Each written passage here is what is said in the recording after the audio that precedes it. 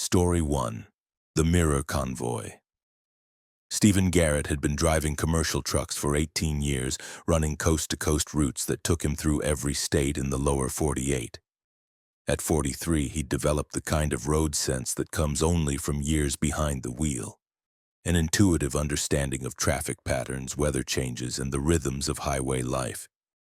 He thought he'd seen everything the American road system could offer. Then came the night of November 7th, 2023, when he encountered the convoy that shouldn't exist. Stephen was hauling electronics from San Francisco to Newark, taking I-80 across the country. It was a route he'd driven dozens of times, familiar and predictable. Around 11 p.m., somewhere in the empty stretches of Nevada, he noticed headlights in his mirrors. A convoy of trucks, maybe 5 or 6, approaching from behind. They were moving fast, faster than the speed limit, and Stephen instinctively moved to the right lane to let them pass. But they didn't pass. The lead truck pulled alongside Stephen's rig, matching his speed exactly. Stephen glanced over and felt his first tremor of unease. The truck was identical to his. Same Freightliner model, same paint scheme, same company logos. Even the trailer looked the same, down to the minor dent on the passenger side that Stephen had acquired 3 months ago in a parking lot incident. Stephen grabbed his CB radio. "This is Nighthawk to the convoy alongside. You folks with Southwest Freight?" No response. The truck continued to pace him, maintaining perfect alignment. Stephen looked again and noticed something that made his stomach clench. The driver looked exactly like him. Same build, same face, even wearing the same red flannel shirt Stephen had put on that morning. The second truck in the convoy pulled alongside the first, taking position in the left lane ahead of Stephen's mirror twin. This truck was also identical, same model, same company markings. And when Stephen leaned forward to see the driver, he saw himself again. Same face, same posture, same expression of focused concentration. Stephen's hands tightened on the steering wheel. This wasn't possible. He tried the CB again. "This is Nighthawk to any trucks in the convoy. Please respond. What's going on?" A voice crackled through his speaker, his own voice, slightly distorted by static. "Nighthawk, this is Nighthawk. Maintain your position. Don't try to break formation." "Who the hell is this? This isn't funny." "I'm you," the voice said. "We're all you. Every version of you that took a different choice at a different moment. We're the convoy you've been part of all along, and tonight the roads aligned in a way that let us see each other." Stephen's rational mind rejected this explanation, but his eyes couldn't deny what they saw. The convoy had grown. Now there were 8 trucks, all identical, all driven by versions of himself. They surrounded him in a formation that felt both protective and threatening, like a prison made of his own reflections. He tried to accelerate. The convoy matched his speed. He tried to slow down. The convoy slowed with him, maintaining perfect spacing. When Stephen attempted to exit the highway at the next off-ramp, his steering wheel locked. The truck simply wouldn't turn, forcing him to continue straight while the convoy held its positions around him. "Why are you doing this?" Stephen demanded into the CB. Multiple voices responded, all his own, overlapping. "Because we need to show you. Because you need to understand. Because the choice is coming and you need to see what each option creates." "What choice? What are you talking about?" "The exit. Mile marker 167 in 43 minutes. You'll see an exit that isn't on your maps. The road will offer you a choice. Stay on I-80 or take the exit. Every version of you made a different choice. We're showing you the consequences." Stephen checked his GPS. No exit listed at mile marker 167 in this section of Nevada. But as the convoy rolled forward through the darkness, the mile markers counting upward, Stephen began to see differences in the trucks around him. Some looked older, more weathered, as if they'd been driving for years longer than his truck had existed. Others looked newer, pristine, as if fresh from the factory. And the drivers, the versions of himself were changing too. Some looked older, gray-haired and lined with age. Others looked younger, or carried visible scars, or wore different expressions ranging from contentment to absolute despair. At mile marker 160, one of the trucks simply vanished. It was there in Stephen's peripheral vision, and then it wasn't, winking out of existence like a light being switched off. The remaining trucks adjusted their formation, closing the gap. "What happened to him?" Stephen asked. "His road ended," one of the voices said. "The choice he made led to a shorter path. He's gone now." Another truck disappeared at mile marker 163, then two more at 165. The convoy was shrinking, the number of possible Stephens reducing as they approached the mysterious exit. By mile marker 166, only 3 trucks remained beside Stephens, one ahead, one behind, one beside. "We're the final possibilities," the voice on the CB said. 4 different outcomes, 4 different paths. When you reach 167, you'll choose, and 3 of us will cease to exist, leaving only the Stephen who made the choice. Mile marker 167 appeared ahead. And just as the voices had promised, there was an exit, a ramp leading off into darkness marked with a sign that read alternate routes, with no destination listed. The exit wasn't on Stephen's GPS, wasn't on any map, but it was undeniably real, illuminated by his headlights as the convoy approached. Stephen felt the choice as a physical weight. Stay on I-80, continue to Newark, maintain the path he'd always known. Or take the exit, venture into the unknown, accept whatever alternate route the universe was offering.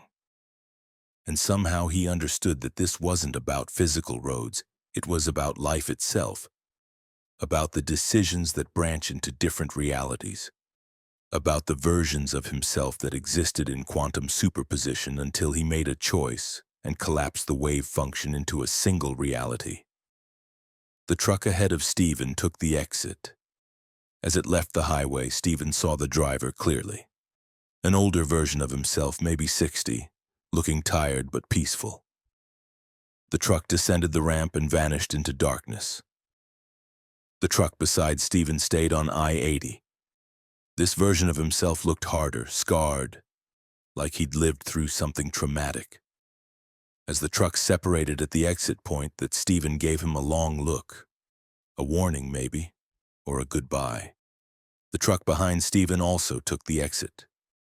This version looked younger, excited, like he was choosing adventure over safety. He gave a wave as he departed, his truck disappearing down the same ramp the older Stephen had taken. And then Stephen was alone. The convoy had dissolved, leaving just him on the empty Nevada highway.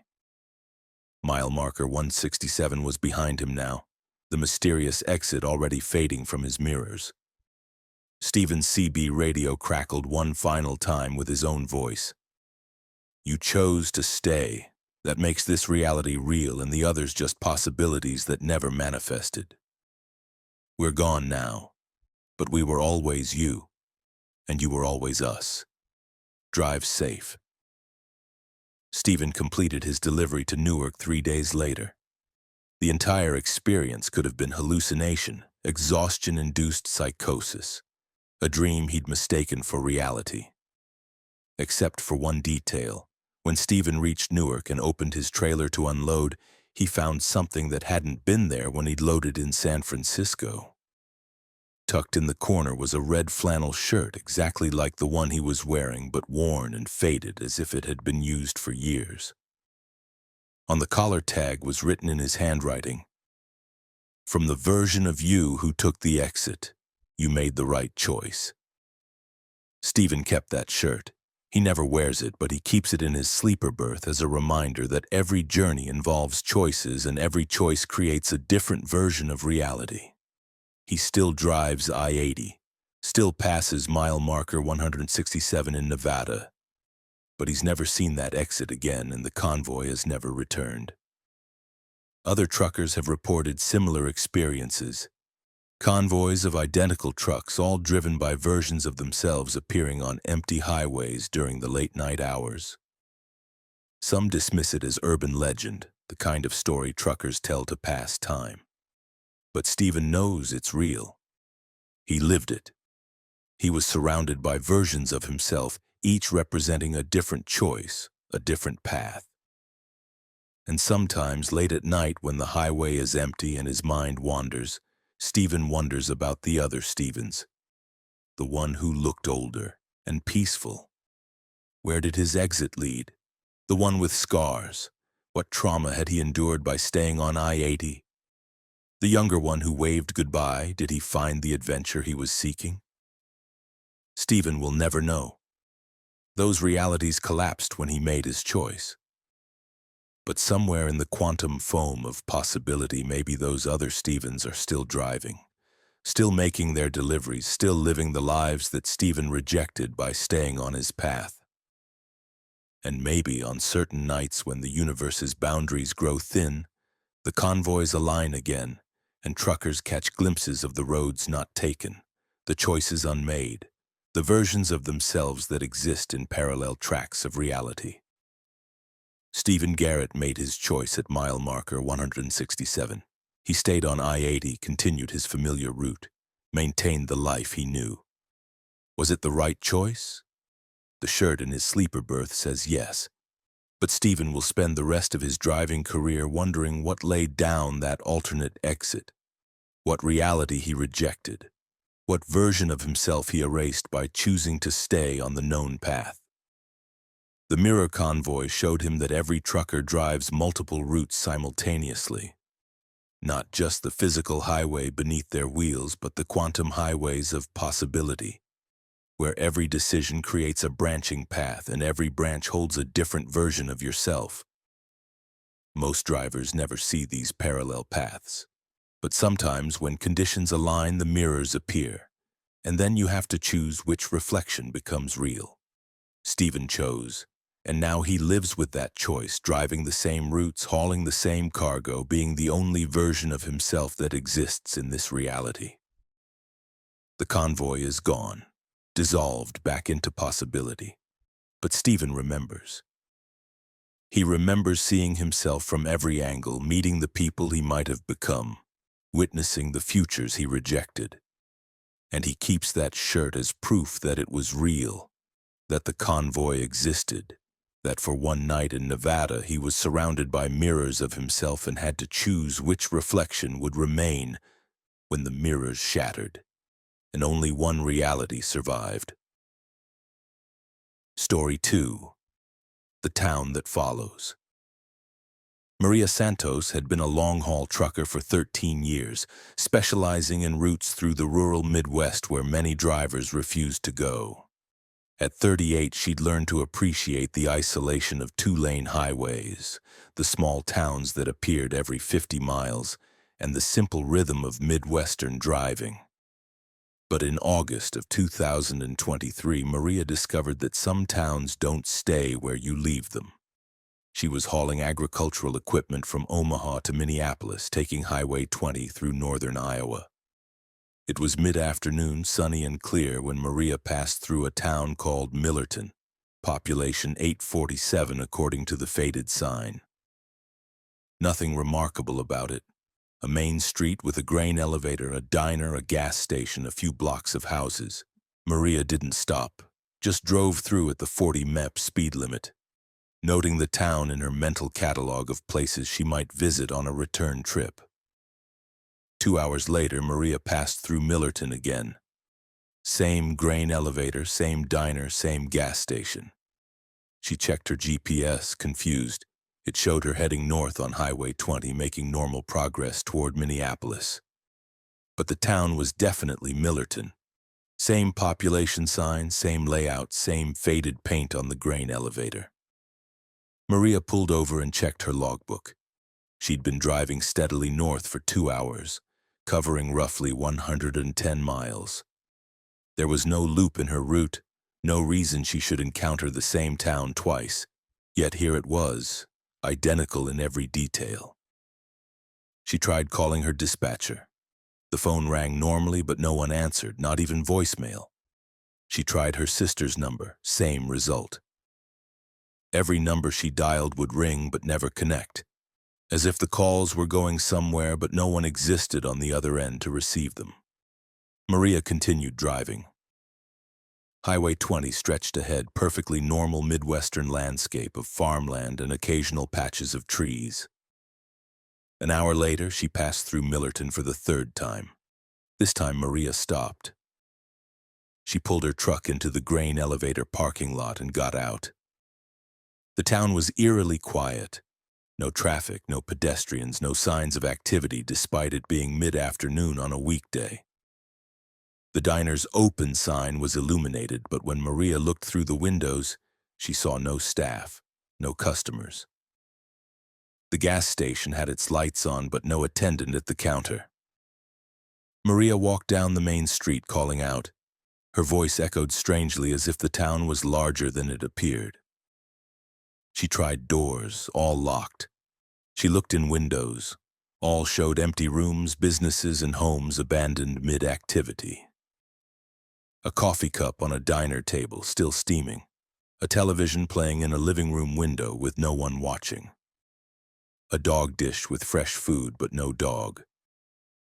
She returned to her truck and forced herself to think rationally. This had to be some kind of perceptual error, fatigue-induced confusion. Maybe she'd actually stopped to nap and dreamed the previous hours. Maybe there were multiple towns named Millerton along her route. Maybe her GPS was malfunctioning. Maria checked every system. GPS showed correct position. Logbook matched her memory. Truck was functioning perfectly. And when she pulled back onto Highway 20 and continued north, Millerton appeared again 45 minutes later, the fourth time.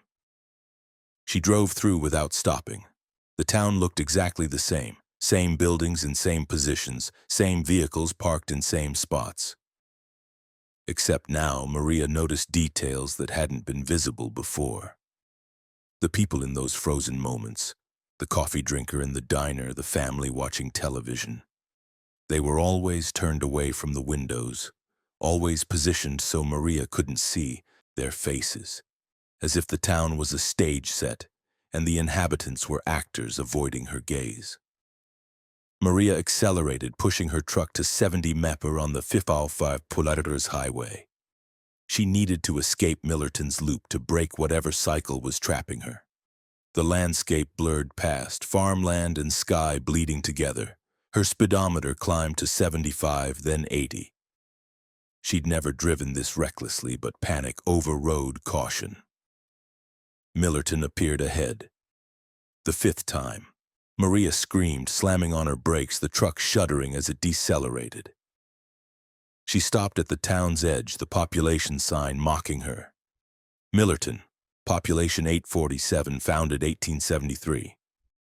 Maria grabbed her CB radio, switching through channels, desperately seeking any voice.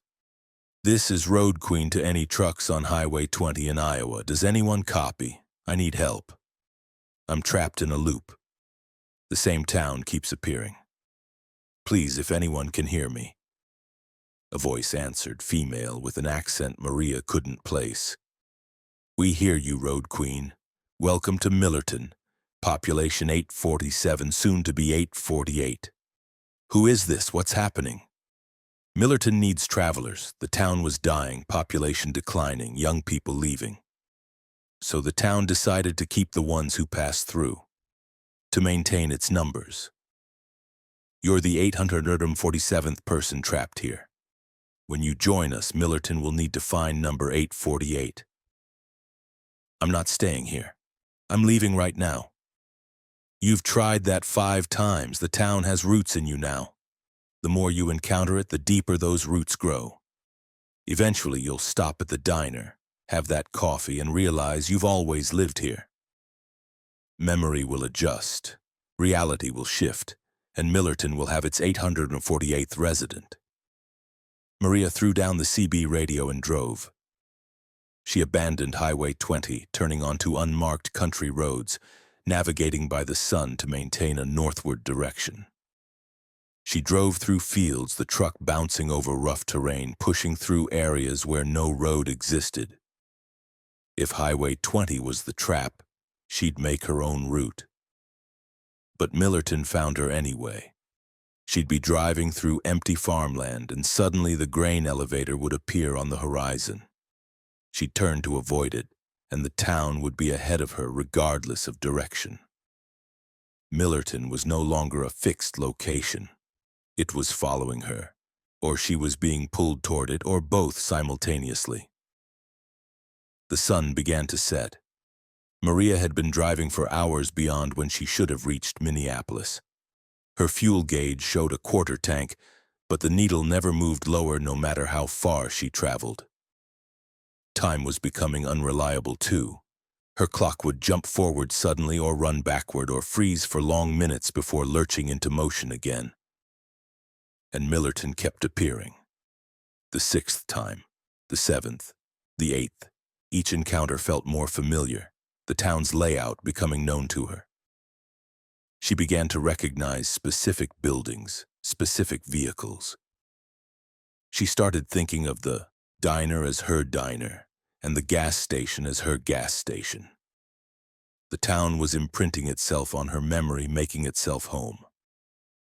By the 10th encounter, Maria could name every street without looking at signs.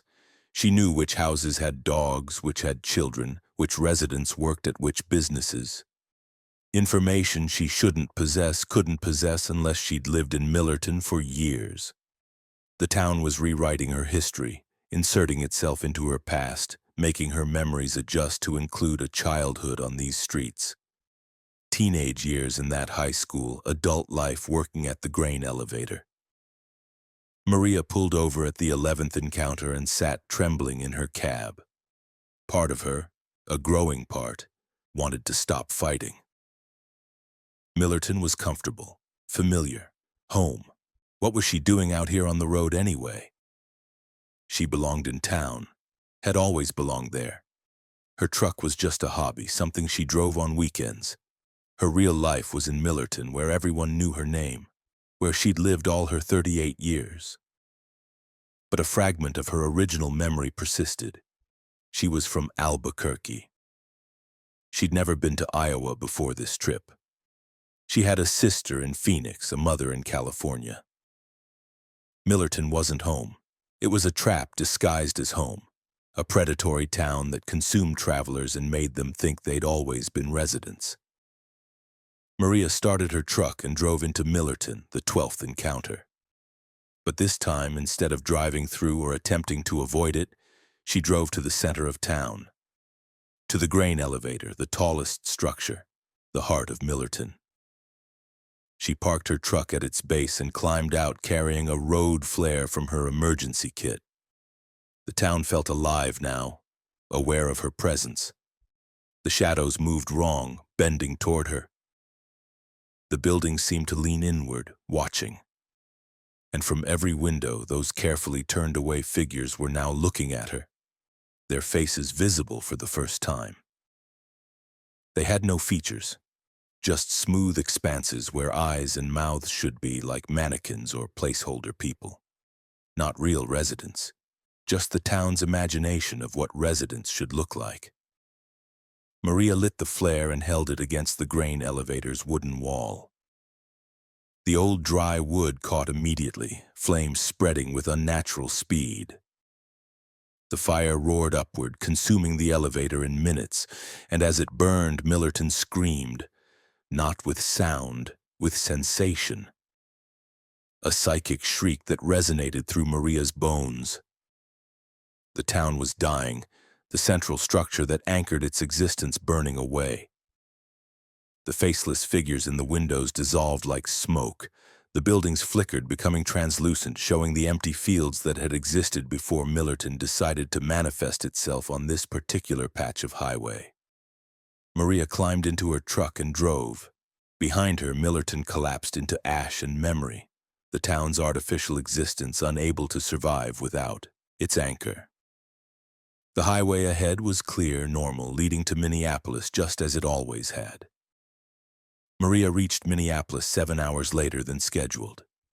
The entire experience had consumed 12 hours, though to Maria it had felt like days. She delivered her cargo and immediately requested time off, telling her dispatcher she needed to see a doctor about possible hallucinations.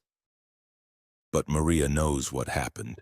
She's researched Millerton since that night and found no records of any such town in Iowa. No history, no census data, no maps showing its existence. The town was never real in any traditional sense. It was something else. A predatory entity that had learned to mimic small-town America to create a facade of normalcy so convincing that travelers would willingly stop, stay, become part of its population of non-existent residents. How many other towns on America's back highways are like Millerton? How many small places with faded signs and empty main streets are actually traps, waiting for travelers to pass through one too many times to feel that pull of familiarity, to stop and realize they've always lived there? Maria doesn't know, but she doesn't drive rural routes anymore. She sticks to interstates now, major highways, places where towns are real and verifiable and don't follow you when you try to leave. And sometimes, late at night, Maria dreams she's back in Millerton, walking familiar streets, greeting faceless neighbors, living in a house she's never seen but somehow knows intimately. In the dreams, Millerton is home. She belongs there. She's happy there. And when she wakes, it takes her several minutes to remember why that's wrong, why Millerton should frighten her, why she burned down the grain elevator and drove away from a town that wanted nothing more than to keep her forever. The town that follows is still out there. Maria is certain of it. Maybe it's rebuilding itself, growing a new grain elevator anchor, waiting for the next traveler to pass through 12 times. Or maybe there are dozens of Millertons, hundreds scattered across America's rural highways like traps waiting to be sprung. Towns that exist in the spaces between real places, feeding on travelers who make the mistake of noticing them, of acknowledging their existence.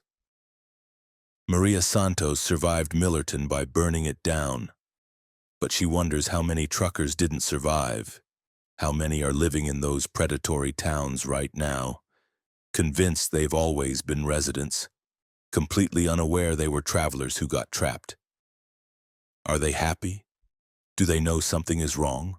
Or does the town's memory rewriting power make them genuinely believe in their false histories? Maria will never know. She escaped, but she left something behind in Millerton. A piece of herself that wanted to stop running, wanted to settle down, wanted to call that empty town home. And sometimes she wonders if that piece is still there, living in the ruins of Millerton, waiting for the grain elevator to rebuild itself so the town can manifest again and finish claiming her. But Maria keeps driving. Real cities, real highways, real deliveries to real destinations. And she never ever stops in small towns she doesn't recognize, no matter how familiar they feel. Because some places aren't meant to be visited. They're meant to be avoided, driven past without acknowledgement, left to starve in their roadside limbo. Millerton taught Maria that lesson. The town that follows, the place that rewrites your memory, the home that never was. It's still out there. Just don't pass through it 12 times. Don't give it enough encounters to sink its roots into your identity. Because once it does, the only way out is fire, destruction, and the hope that you can outrun a town that's decided you belong to it. Story 3. The Way Station Outside Time. Kenneth Briggs had been a commercial trucker for 26 years, and in all that time he'd never missed a required way station. At 51, he was meticulous about regulations, keeping his logs perfect, his truck maintained to the highest standards, his cargo properly secured. So when his truck's computer alerted him to an approaching way station on I-40 in New Mexico on October 3, 2023, Kenneth immediately moved to the right lane to prepare for the mandated stop. The sign appeared ahead. All trucks must enter way station. State law. Kenneth activated his turn signal and took the off-ramp, following the familiar procedure he'd executed thousands of times across hundreds of way stations. The facility looked standard. Scales, an inspection building, several parking spots for trucks that required more detailed examination. But as Kenneth rolled onto the scales, he noticed something odd. There were no other trucks, no inspectors, no movement whatsoever. The way station was completely abandoned, despite the mandatory entry sign still being active. Kenneth waited on the scales for several minutes, expecting someone to emerge from the building, but no one came. He tried his CB radio. "This is Big K to any trucks on I-40 westbound. Anyone know why the way station at mile marker 178 is empty?" Static. Then a voice, older and strained. "Big K, this is Roadmaster. Did you say mile marker 178? There's no way station at that location. Are you sure about your position?" Kenneth checked his GPS and odometer. "Affirmative, I'm on the scales right now at mile marker 178. Took the mandatory exit, but there's nobody here." Long pause. "Big K, I drove past 178 10 minutes ago. There's no way station there, just empty desert." Kenneth felt his first tremor of unease. He was clearly at a way station. He could see the building, the signs, the scales beneath his truck. But apparently other truckers couldn't see it. He tried to leave, rolling forward off the scales, but his truck wouldn't move. The engine was running, transmission engaged, but the truck remained stationary as if something was holding it in place. A man emerged from the building, middle-aged, wearing a standard DOT inspector uniform, carrying a clipboard. He approached Kenneth's cab with a professional smile. "License and registration, please. Routine inspection." Kenneth handed over his documents, watching the inspector carefully. Something felt wrong about him. His movements were too smooth, too precise, like an actor who'd rehearsed the role of DOT inspector but didn't quite understand the nuances. The inspector examined Kenneth's documents with exaggerated care, holding them at odd angles, sometimes appearing to read the blank backs rather than the printed fronts. "Everything seems in order, but we'll need to inspect your cargo. Please open your trailer." Kenneth climbed down and unlocked his trailer. He was hauling furniture, a full load of household items from a factory in Tennessee to a warehouse in California. Standard cargo, nothing unusual. The inspector walked through the trailer, occasionally making marks on his clipboard but never actually examining anything closely. "How long have you been driving?" the inspector asked. 26 years. Clean safety record." "That's a long time. Tell me, in all those years, have you ever wondered what's underneath?" "Underneath what?" "The highway.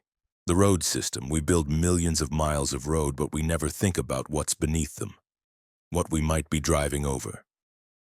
Kenneth didn't know how to respond to this strange question. The inspector continued making his marks, walking the length of the trailer, sometimes stopping to stare at nothing in particular. "Your cargo is acceptable," the inspector finally said.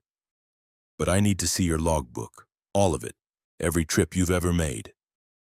"I only keep logs for the last 6 months. That's the legal requirement. I need all of them, every route, every destination, every mile driven in 26 years. That's what we're really inspecting here. Not your current cargo, but your entire history as a driver. The cumulative weight of all your journeys." Kenneth returned to his cab and pulled out his logbook. But when he looked at it, the entries had changed. Instead of showing his current trip, the logbook now displayed routes from years ago. A delivery to Boston in 2019, a run to Seattle in 2015, his very first commercial trip in 1997. The pages were flipping backward through time, showing Kenneth his entire career in reverse. "What's happening?" Kenneth demanded. The inspector leaned into the cab window. "This way station measures more than physical weight. It measures temporal weight, the accumulated mass of all your journeys, all your routes, all the miles you've driven, and your weight is too much. You're carrying too much past. The roads are bending under the burden of your history." That doesn't make any sense, doesn't it? Every mile you drive leaves an impression on the road, a wait in time. Most drivers pass through lightly, their journeys barely registering. But you've been driving the same routes for 26 years. You've created grooves, ruts in the temporal fabric. And now those ruts are so deep that you're falling into them, unable to escape your own history. Kenneth looked around the way station. It was changing. The building was aging rapidly, paint peeling, windows cracking. The scales beneath his truck were rusting, corroding. The inspector's uniform was shifting through different eras, 1980s style, then 1960s, then something that looked military from the 1940s. "You're not real," Kenneth said. "This way station isn't real. None of this is real. We're as real as memory, as real as the past. You've driven through here before, Kenneth, not this exact location, but way stations like it. Hundreds of them. And each time you left a little piece of yourself, a moment, a memory, a fragment of your journey. This place is an accumulation of all those fragments. The way station outside time, where all your inspections happened simultaneously, where every regulation check you've ever undergone occurs at once." Kenneth's logbook was dissolving in his hands, pages turning to ash, years of records burning away. And as each page disappeared, Kenneth felt those memories fading. The Boston trip in 2019 gone. The Seattle run in 2015 erased. Trip by trip, year by year, his driving history was being deleted, the temporal weight being shed. "You're erasing my career," Kenneth said, watching 26 years disappear. "We're lightening your load. The weight was too much. You were sinking into your own past, creating a gravity well that was pulling you out of the present. This way station appeared because you needed it, because the roads needed to unburden you before your temporal weight collapsed into a singularity, and you disappeared entirely into your own history."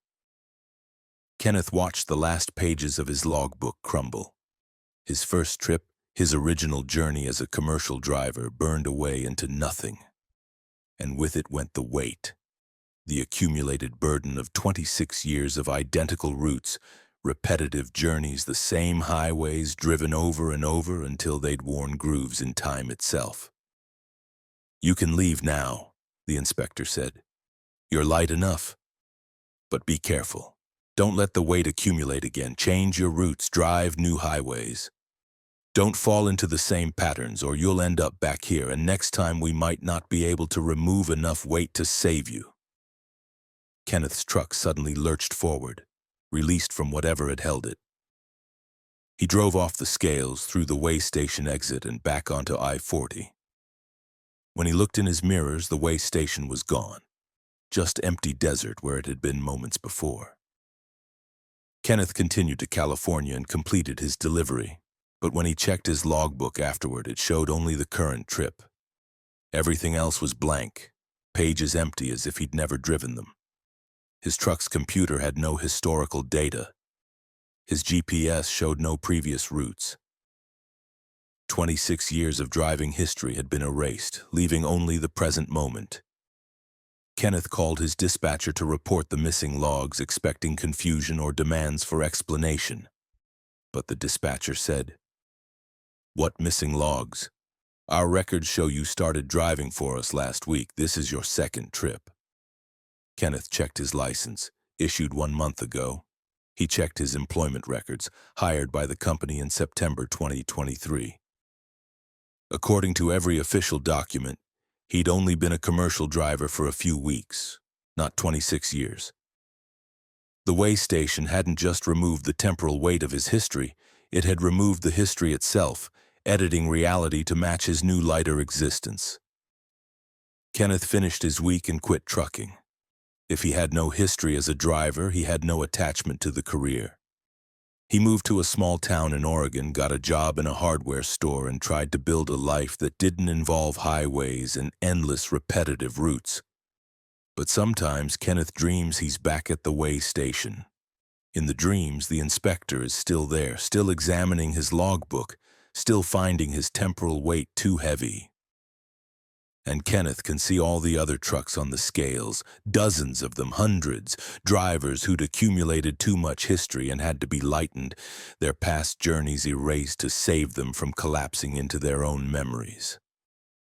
How many truckers have disappeared this way? How many drivers had entire careers deleted because they'd driven the same routes too many times, worn grooves too deep in the temporal fabric, created gravitational wells that pulled them out of the present?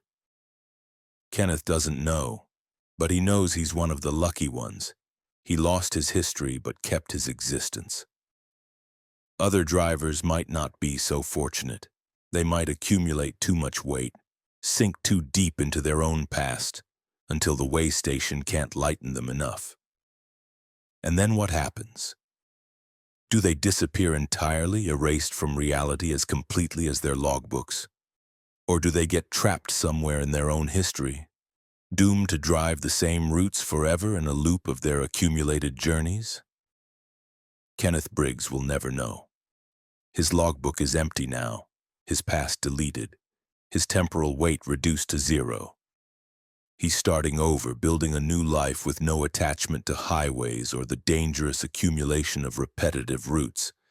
But he knows the way station is still there, appearing for drivers who need it, measuring weights that have nothing to do with cargo and everything to do with the burden of too many identical journeys.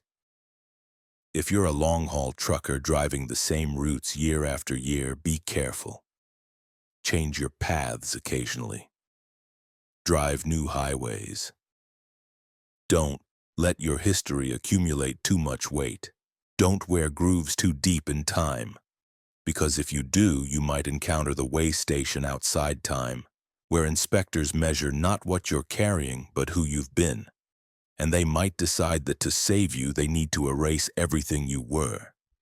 Kenneth learned that lesson too late to save his history, but maybe not too late to save himself. He's alive, present, existing in the now with no weight from the past pulling him backward. It's a strange way to live with no memories of a career that officially never happened.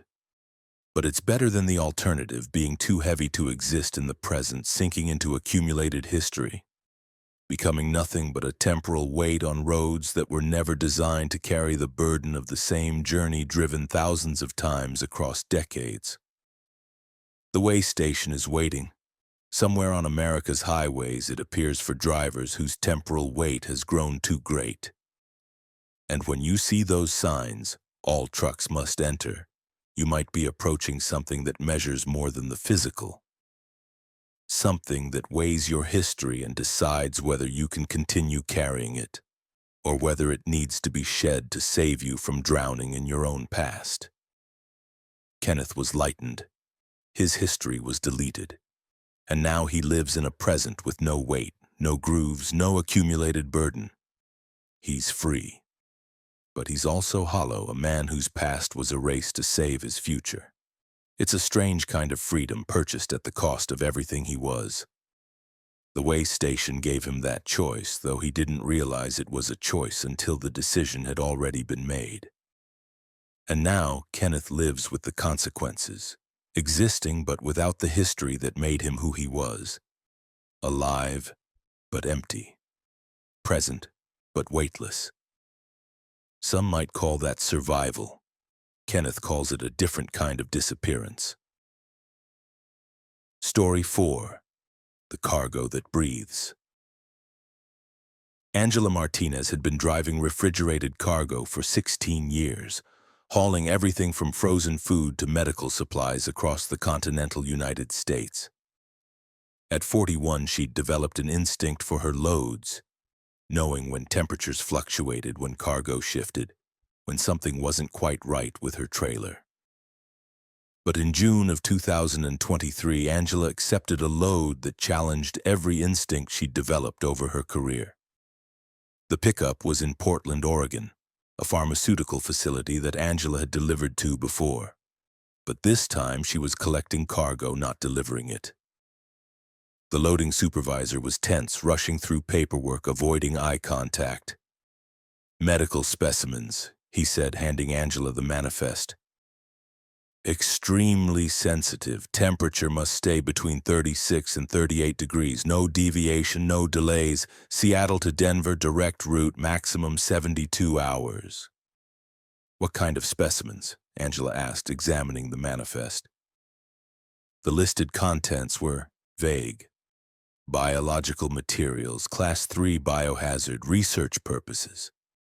You don't need details, just keep them cold and deliver them on time. Angela's trailer was loaded with 6 large containers, each roughly the size of a coffin, sealed with biohazard warnings and digital temperature monitors. The supervisor watched the loading with visible anxiety, repeatedly checking his tablet, consulting with workers in hazmat suits. "One more thing," the supervisor said as Angela prepared to leave.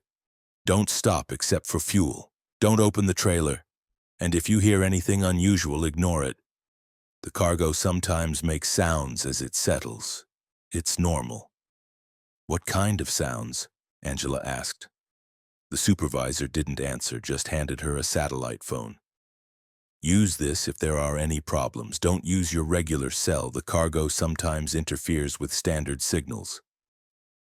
Angela left Portland around 2 p.m., heading southeast through Oregon toward Idaho. The route was familiar, the weather clear, and her refrigerated trailer was functioning perfectly. Temperature gauges showed a steady 37 degrees. Everything seemed normal until she heard the breathing.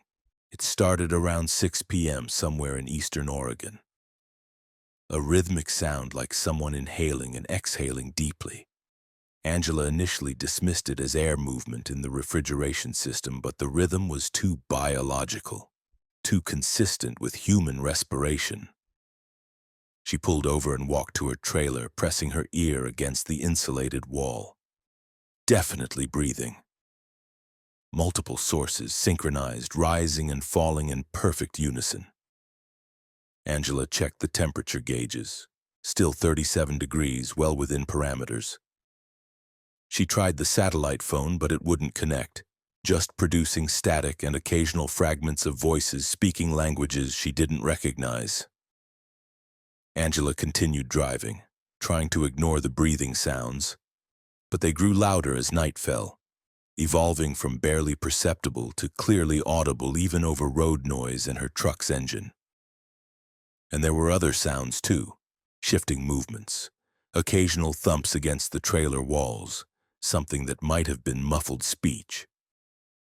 By 11 p.m., Angela was certain her cargo was alive. Whatever was in those 6 containers, they weren't just biological specimens. They were living entities, breathing and moving despite the near-freezing temperatures. She considered calling police, but the supervisor's insistence on using only the satellite phone suggested this was some kind of classified operation. Government research, maybe, or experimental medical procedures. Calling authorities might create legal problems Angela didn't need. She pulled into a rest area in Idaho to sleep, but sleep was impossible. The breathing from the trailer had become a chorus, dozens of voices inhaling and exhaling in perfect synchronization, occasionally punctuated by sounds that resembled words. Angela lay in her sleeper, berth, listening to her cargo breathe, wondering what the hell she was transporting. At 3 a.m., the satellite phone rang. Angela answered immediately. "Ms. Martinez, this is Dr. Chen from the research facility. We're monitoring your cargo's vital signs remotely. Everything appears stable." "Vital signs? These are living things?" "The specimens are in a state of induced hypothermia, reduced metabolic function. They should be unconscious, non-responsive. The breathing you're hearing is autonomic, nothing more. They're making other sounds, movement, something that sounds like speech." Long pause. "That shouldn't be possible. The temperature should prevent any higher brain function, unless..." Another pause. "Ms. Martinez, what's the current temperature reading?" Angela checked her monitor. 37 degrees, exactly what you specified. "That's inside the trailer. What's the external temperature, the ambient air?" Angela checked her weather display. 94 degrees, it's a warm night. That's the problem. The differential is too great. The containers are designed for stable environments, but the extreme difference between internal and external temperature is creating thermal stress. The specimens are responding to it, waking up partially despite the cold. What kind of specimens are these? Dr. Chen hesitated. Ms. Martinez, you're hauling 6 cryogenically preserved subjects, volunteers in an experimental program for extended hypothermic stasis. They're supposed to remain completely unconscious during transport, but the thermal stress is allowing partial consciousness. They're aware but unable to fully wake, trapped in a state between sleep and wakefulness. Angela felt sick. You're telling me I'm transporting people? 6 human beings frozen and packed in my trailer like cargo? They're research volunteers. They signed consent forms. The program is completely legal, but we need you to deliver them quickly before the thermal stress causes more awakening. If they become fully conscious while still in hypothermic state, the psychological trauma would be severe. I should call an ambulance. This is insane. If you do that, you'll violate federal research protocols and expose yourself to massive legal liability. The best thing for the subjects is rapid delivery to Denver, where we can properly wake and care for them. Please, Ms. Martinez, drive as fast as safely possible. Get them to Denver. The call ended. Angela sat in her truck listening to 6 people breathe in frozen cargo containers, partially conscious but unable to move or communicate beyond autonomic responses. The ethical implications were staggering. How could anyone think transporting humans this way was acceptable, legal or not? But Angela was already committed. Calling authorities would likely result in the subjects being held in transit for hours or days during investigation, prolonging their nightmare. The fastest way to help them was to complete the delivery. Angela drove through the night at 75 mph, racing across Idaho and into Wyoming. The breathing from the trailer grew more agitated, the movement sounds more frequent. The subjects were fighting their way toward consciousness, awareness growing despite the cold that was supposed to keep them subdued. And they were trying to communicate. Angela could hear it now. Not random sounds, but patterns, attempts at speech despite frozen vocal cords and suppressed brain function. They were saying the same things repeatedly, messages forced out through sheer will. Cold, so cold, can't move and can't see. Please, help. How long? Been asleep. Let us out, please. Angela cried as she drove, her foot heavy on the accelerator, pushing her truck beyond safe speeds. 6 people were suffering in her trailer, trapped in a nightmare state, and all she could do was drive faster, try to end their ordeal as quickly as possible. She hit Denver at 10 a.m., 36 hours after leaving Portland, half the allotted time. The research facility was waiting, medical teams ready. Angela backed up to the loading dock and watched as the containers were rushed inside. She saw one subject briefly as they removed the container lid. A woman, late 30s, frost covering her face, eyes partially open and darting frantically despite her body being completely immobilized. Dr. Chen approached Angela with a payment authorization. Thank you for the rapid delivery. The subjects are stable. They'll make full recoveries. Will they remember? Angela asked. Some of it, fragmented memories, nightmares. We'll provide therapy. This is why the program is experimental. We're still refining the protocols. It's barbaric. It's the future of space travel, Ms. Martinez, learning to transport humans in hypothermic stasis over long distances. Yes, this transport had complications. Yes, the subjects experienced discomfort. But the knowledge we gain will save lives eventually. Angela took her payment and left. She never hauled pharmaceutical or medical cargo again, turning down loads that required refrigeration, avoiding anything that might involve transporting research materials or biological specimens. Because Angela knows now what medical transport can really mean. Human beings packed in cargo containers, frozen to near death, partially conscious and suffering. Other truckers have reported similar experiences, hearing sounds from sealed cargo, breathing and movement from loads that should be inert. Most dismiss it as imagination, equipment noise, exhaustion playing tricks. But some cargo is alive. Some shipments involve human subjects in experimental states being transported like freight because it's cheaper and more practical than traditional medical transport. Is it legal? Dr. Chen claimed it was. But legality and ethics aren't always aligned. Consent forms might have been signed, but Angela doubts those 6 subjects truly understood what they were agreeing to. Days of partial consciousness in frozen darkness, unable to move or speak, aware enough to experience terror but not enough to communicate or escape. Angela completed one cargo run that involved transporting humans as freight. One run was enough to convince her never to accept such loads again. But how many trucks on America's highways are carrying similar cargo right now? How many refrigerated trailers contain research subjects in hypothermic stasis, partially conscious, breathing and suffering and trying to call for help through frozen vocal cords? Angela Martinez knows the answer. More than anyone wants to admit, the cargo that breathes is real.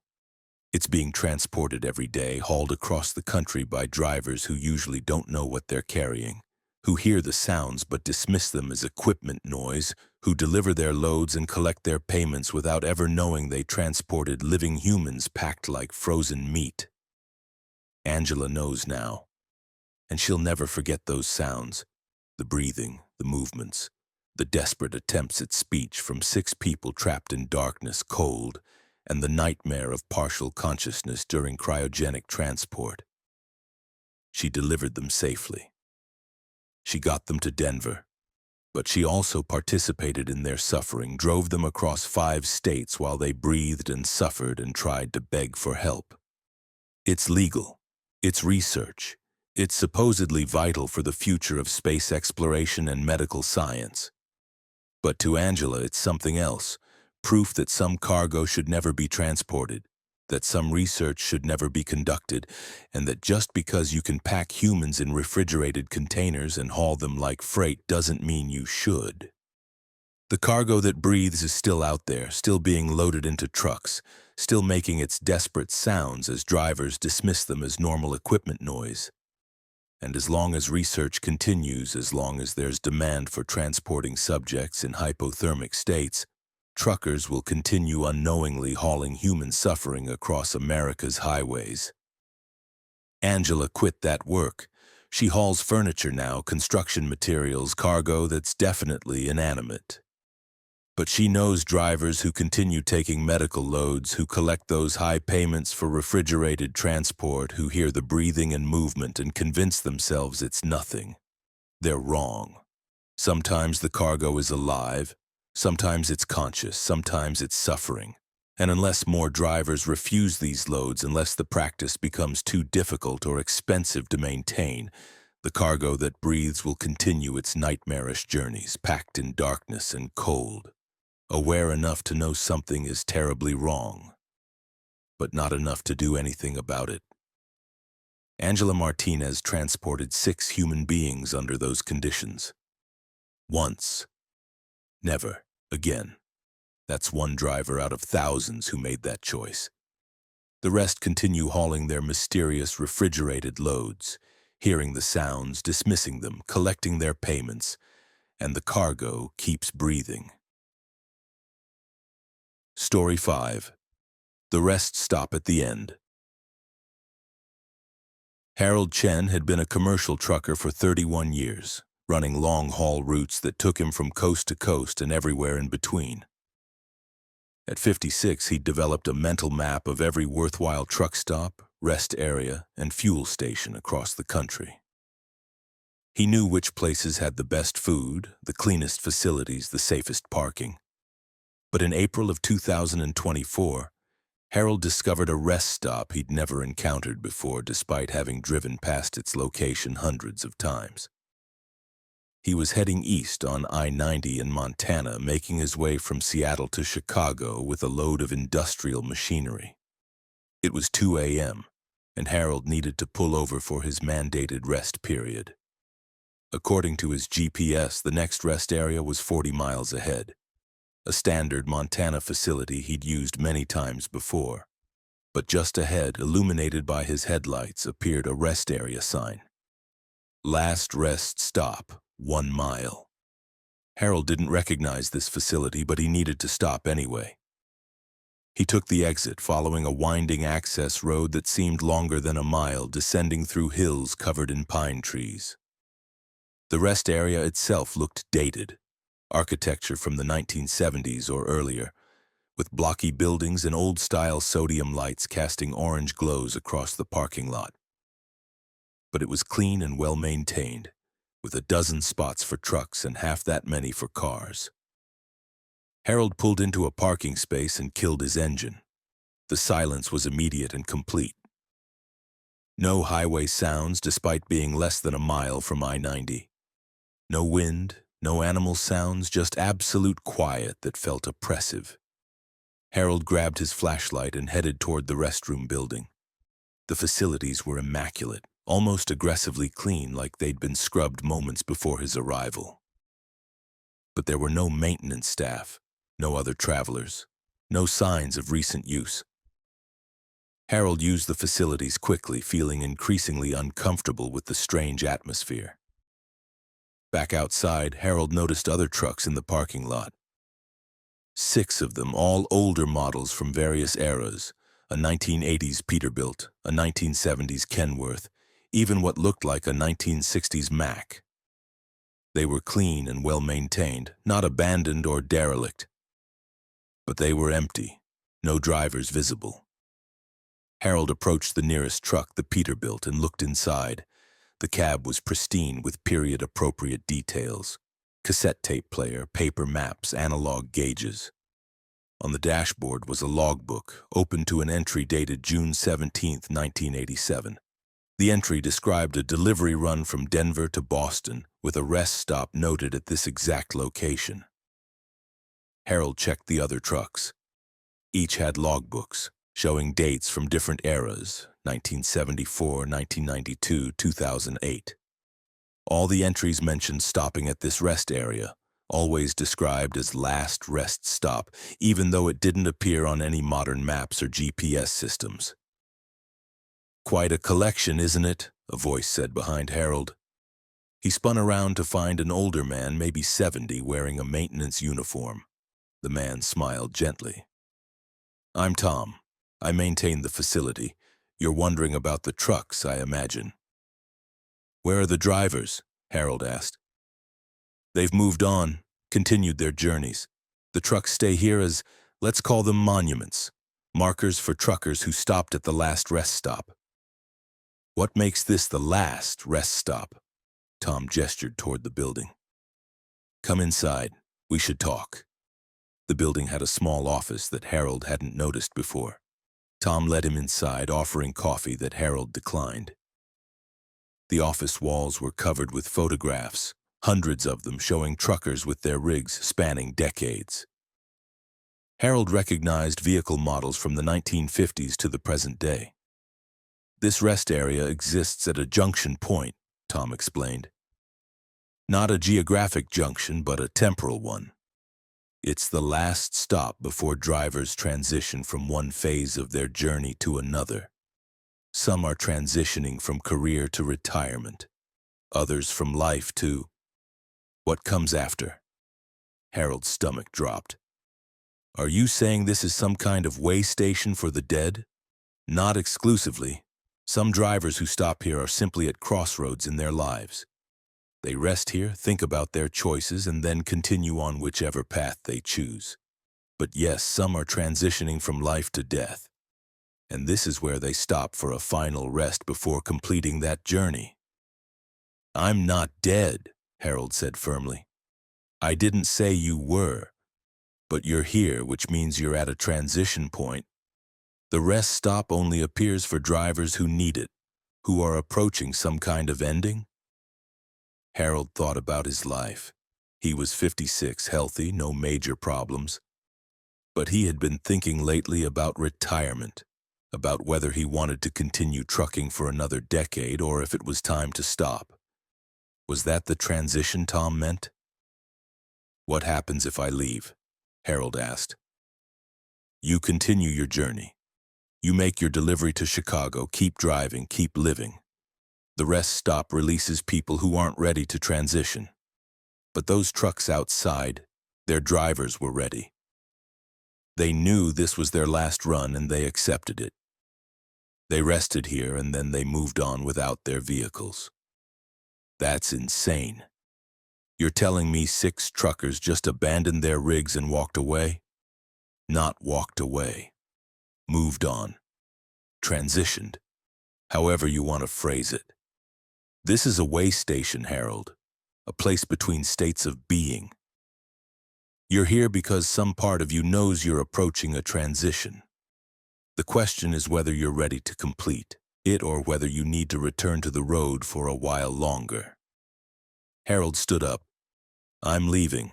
Right now. I have a delivery to make." Tom didn't try to stop him. "The choice is yours. It always is. The rest stop offers a transition, but it doesn't force one. Go back to your truck, continue your route. But know that you'll encounter this place again eventually. Everyone does. And next time, you might be more ready." Harold returned to his truck and started the engine. The access road back to I-90 was where he'd left it, and he drove carefully back toward the highway. In his mirrors, the rest stop's lights faded quickly, the facility disappearing much faster than the distance should allow. Back on I-90, Harold's GPS showed nothing unusual. No record of the exit he'd taken, no rest area listed at that location. According to his truck's computer, he'd been parked on the shoulder of I-90 for his rest period, not at any facility. Harold completed his delivery to Chicago and immediately went for a complete medical checkup. The doctors found nothing wrong. His heart was fine, no cancer, no hidden conditions. He was healthy, fit to drive for years to come. But Harold knew what he'd experienced. He'd been to the last rest stop, the facility that exists for truckers approaching transitions. And while Tom had said he could leave, that he wasn't ready yet, Harold understood the implication. Eventually he would be ready. Eventually he'd return to that rest area and make a different choice. Harold continued trucking for 3 more years. He never encountered the last rest stop again during that time. But in March of 2027, during a routine delivery run through Montana on I-90, Harold saw the sign, "Last rest stop, 1 mile." This time, Harold took the exit knowing what it meant. He was ready. His wife had died 6 months earlier. His children were grown and independent. He'd been thinking more and more about whether he wanted to continue living, whether the road ahead held anything he truly wanted. He pulled into the parking lot and found Tom waiting, unchanged by 3 years. "Welcome back, Harold." "I'm ready this time," Harold said. "I know. Your truck will join the others. Another monument to a driver who spent his life on the road and chose to rest here at the end." Harold parked his truck beside the others, adding a 2020s rig to the collection spanning decades. He locked it carefully, patted the hood goodbye, and walked into the rest area building with Tom. What happened next isn't known to the living world. Harold Chen's truck was found abandoned at a rest area on I-90 in Montana, keys in the ignition, logbook showing his last entries. Authorities searched for him but found no trace. He'd simply vanished, leaving behind his rig and no explanation. But other truckers sometimes report seeing that rest area, the one that doesn't appear on any maps, the one called Last Rest Stop. They describe the collection of vintage trucks, the immaculate facilities, the sense that they've reached a place outside normal space and time. Most don't stop sensing something wrong about the facility, but some do. And occasionally their trucks join the collection, monuments to drivers who reached the end of their journey and chose to rest. Is the last rest stop real? Harold Chen's abandoned truck suggests yes. But whether it's a physical location or something else, a psychic way station, a manifestation of a driver's awareness of their own mortality, a place that exists at the boundary between life and death, remains unclear. What is clear is that truckers sometimes vanish, leaving behind their rigs and no explanations. Their trucks are found at rest areas or on highway shoulders, perfectly maintained, keys in ignition, no signs of struggle or medical emergency. The drivers simply step away from their vehicles and disappear. Are they all at the last rest stop? Has everyone found that facility at the end of the road, the place where drivers transition from their journeys to whatever comes next? Harold Chen thought so. He described it in detail 3 years before he vanished, told friends and family about the strange rest area, the collected trucks, the maintenance man named Tom who explained that everyone eventually reaches their last stop. People dismissed it as a strange dream, exhaustion-induced hallucination. But Harold's truck is real, abandoned at a rest area that exists but shouldn't, on a stretch of highway that has no official facilities for 50 miles in either direction. And if you drive I-90 through Montana late at night, you might see the sign, "Last rest stop, 1 mile." Most drivers will continue past, unwilling to risk the unknown.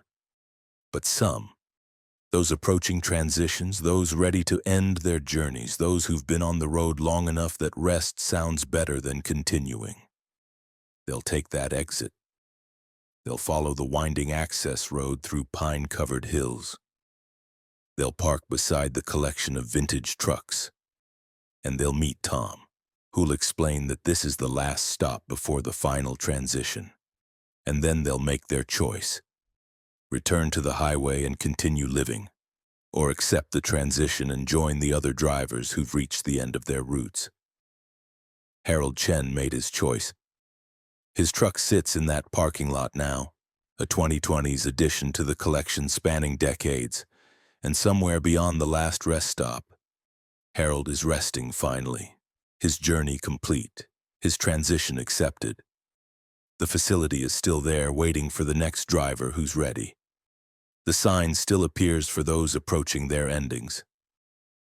And Tom still maintains the place, greeting truckers who arrive at the threshold, explaining their options, helping them decide whether to continue or to rest.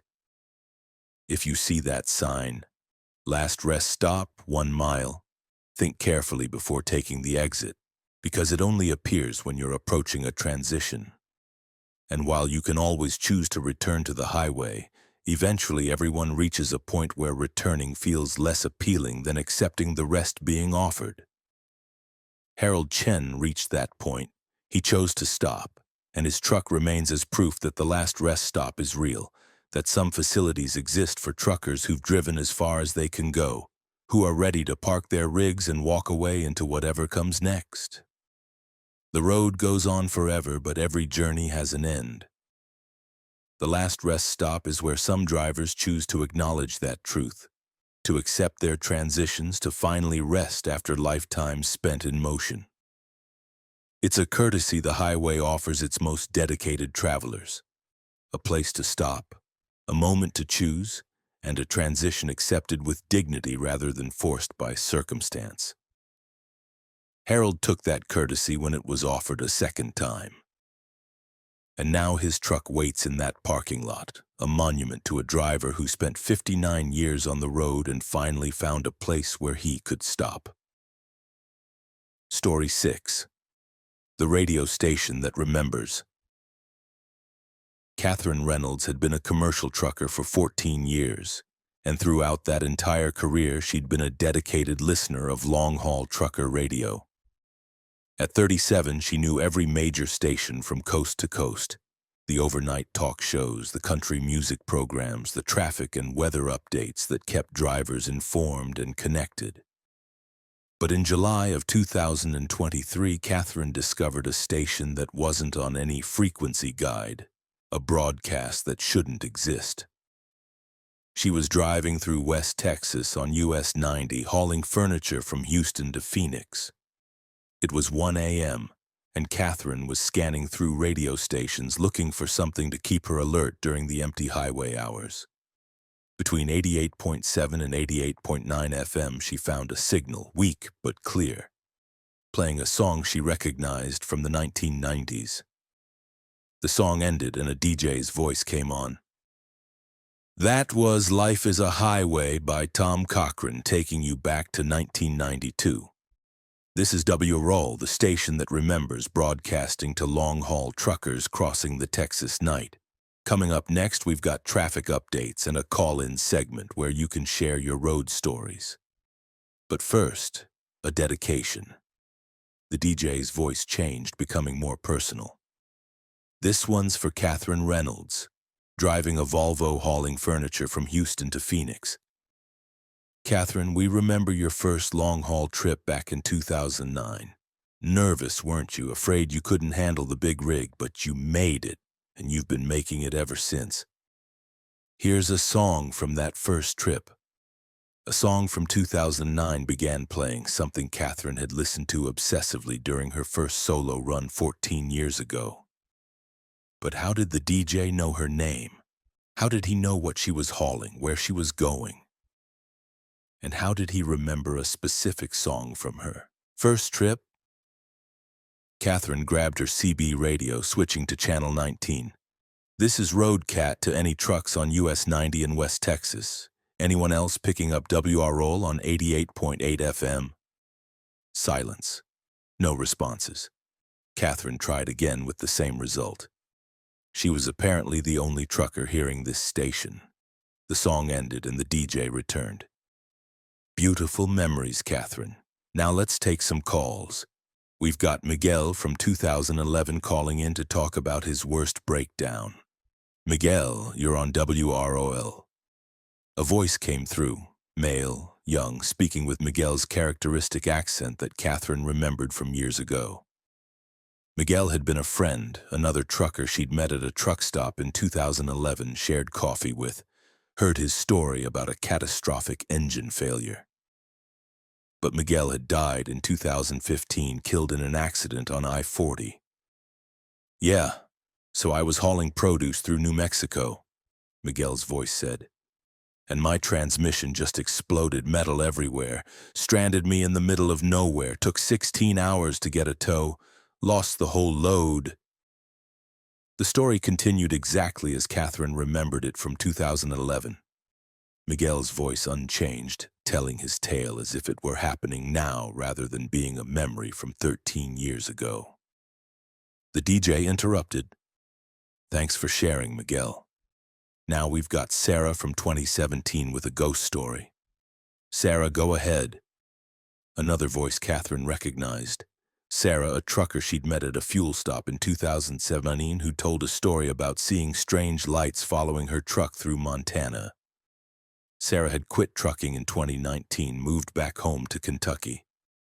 But here was her voice, telling the same story in the same words Catherine had heard 7 years earlier.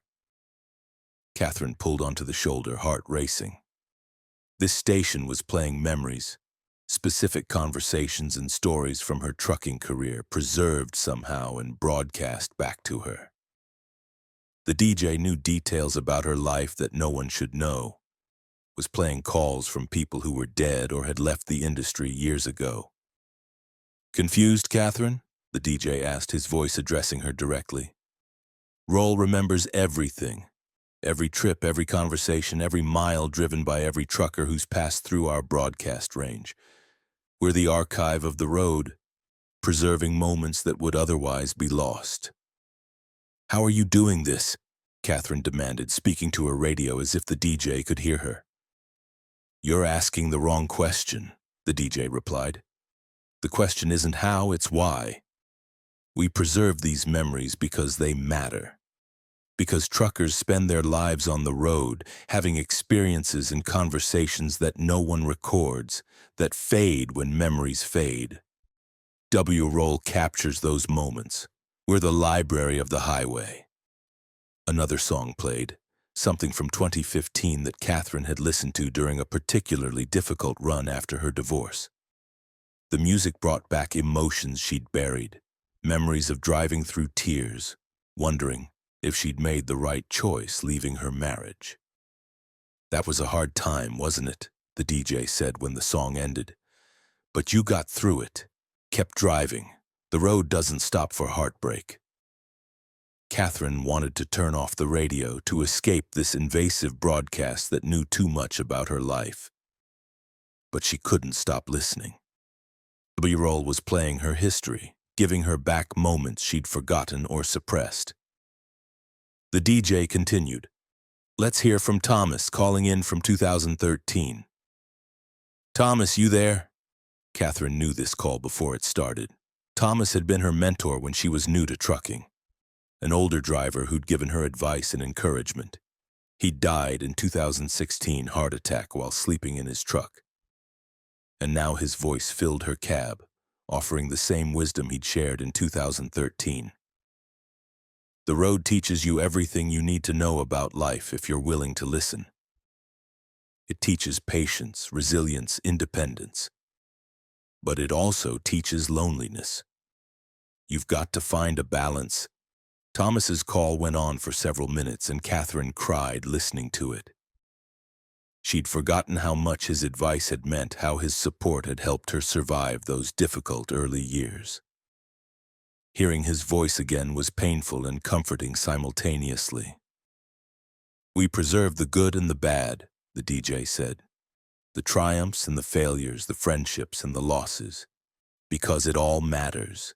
Every moment on the road contributes to who you become as a driver." Catherine listened to W-Roll for the next 4 hours as she drove across Texas. The station played songs from throughout her career, took calls from truckers she'd known, shared stories she'd experienced. It was like listening to an audio autobiography she'd never recorded, a preservation of 14 years of driving life. But as dawn approached and Catherine neared the Arizona border, the signal began to fade.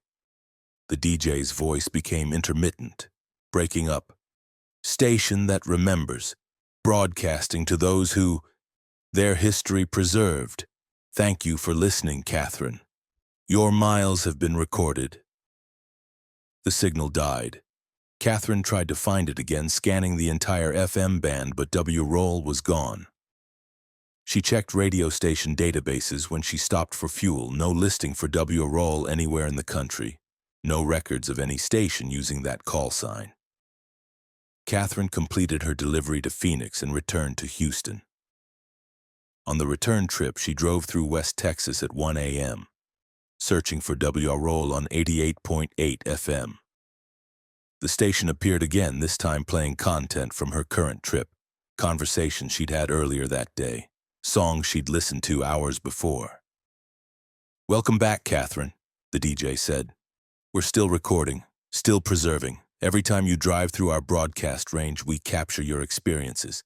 They'll be here forever, ready to play back when you need to remember." "Why me?" Catherine asked her radio. "Not just you. Every trucker who passes through. We are preserving all of it, the entire history of American trucking as lived by the people who actually drive the routes. Thousands of truckers, millions of miles, decades of stories, all archived, all remembered." Catherine began planning her routes to deliberately avoid West Texas, to escape W-Roll's preservation of her life. But the station found her anyway. On I-40 through New Mexico, she'd pick up the signal. On US 54 through Oklahoma, W-Roll would appear. The station's broadcast range seemed to expand, or perhaps there were multiple stations, all part of the same network, all preserving trucker memories. And Catherine realized she wasn't the only one hearing it. She started asking other truckers about W-Roll, describing the station carefully. A few, only a few, admitted they'd heard it too. A station that played memories, that preserved conversations, that knew details about their lives that no one else knew. "It's disturbing," one trucker told Catherine, "but also kind of comforting. Knowing that what we do matters enough to be preserved, that someone or something is recording our lives." Catherine never determined who or what operated W-Roll. The station had no physical address, no FCC license, no official existence. But it continued broadcasting, preserving moments from truckers' lives, creating an archive of the road that no one had asked for but perhaps everyone needed. Catherine still drives. She's made peace with WROL now, accepting that her trucking life is being recorded, preserved, archived by the station that remembers. She's even started making deliberate calls into the void, speaking to her radio when she passes through WROL's range, sharing stories and experiences she wants preserved, contributing consciously to the archive. Because Catherine understands now what WROL represents, proof that trucking matters, that the millions of miles driven by long-haul drivers have value beyond the cargo delivered and the paychecks earned. WROL preserves the human experience of trucking. The loneliness and the camaraderie, the fear and the courage, the losses and the triumphs. Other archives preserve written records, official documents, company histories. WROL preserves the voices, the conversations, the real lived experience of people who spend their lives on American highways. It's an oral history project that no one approved, operated by entities unknown, using technology that shouldn't exist. But it's real. Catherine Reynolds has hours of recordings from her own radio, capturing WROL's broadcasts, proving the station exists. The recordings are her contribution to the archive, preserving the preservation, creating a record of the station that records everything else. If you're a long-haul trucker and you've driven through West Texas, New Mexico, or Oklahoma late at night, check 88.8 FM. You might find WROL, the station that remembers. And if you do, listen carefully. You might hear your own voice calling in from years past, sharing stories you'd forgotten, preserved by a broadcast that captures everything and forgets nothing. The highway is temporary, routes change, trucks get replaced, careers end. But WROL is permanent, archiving every moment, ensuring that the experience of trucking will be remembered long after the last driver retires and the industry transforms beyond recognition. Catherine Reynolds drives past knowing her miles are being recorded. Every trip, every conversation, every song she listens to, all preserved by the station that remembers. It's surveillance and commemoration simultaneously, disturbing and comforting, invasive and valuable.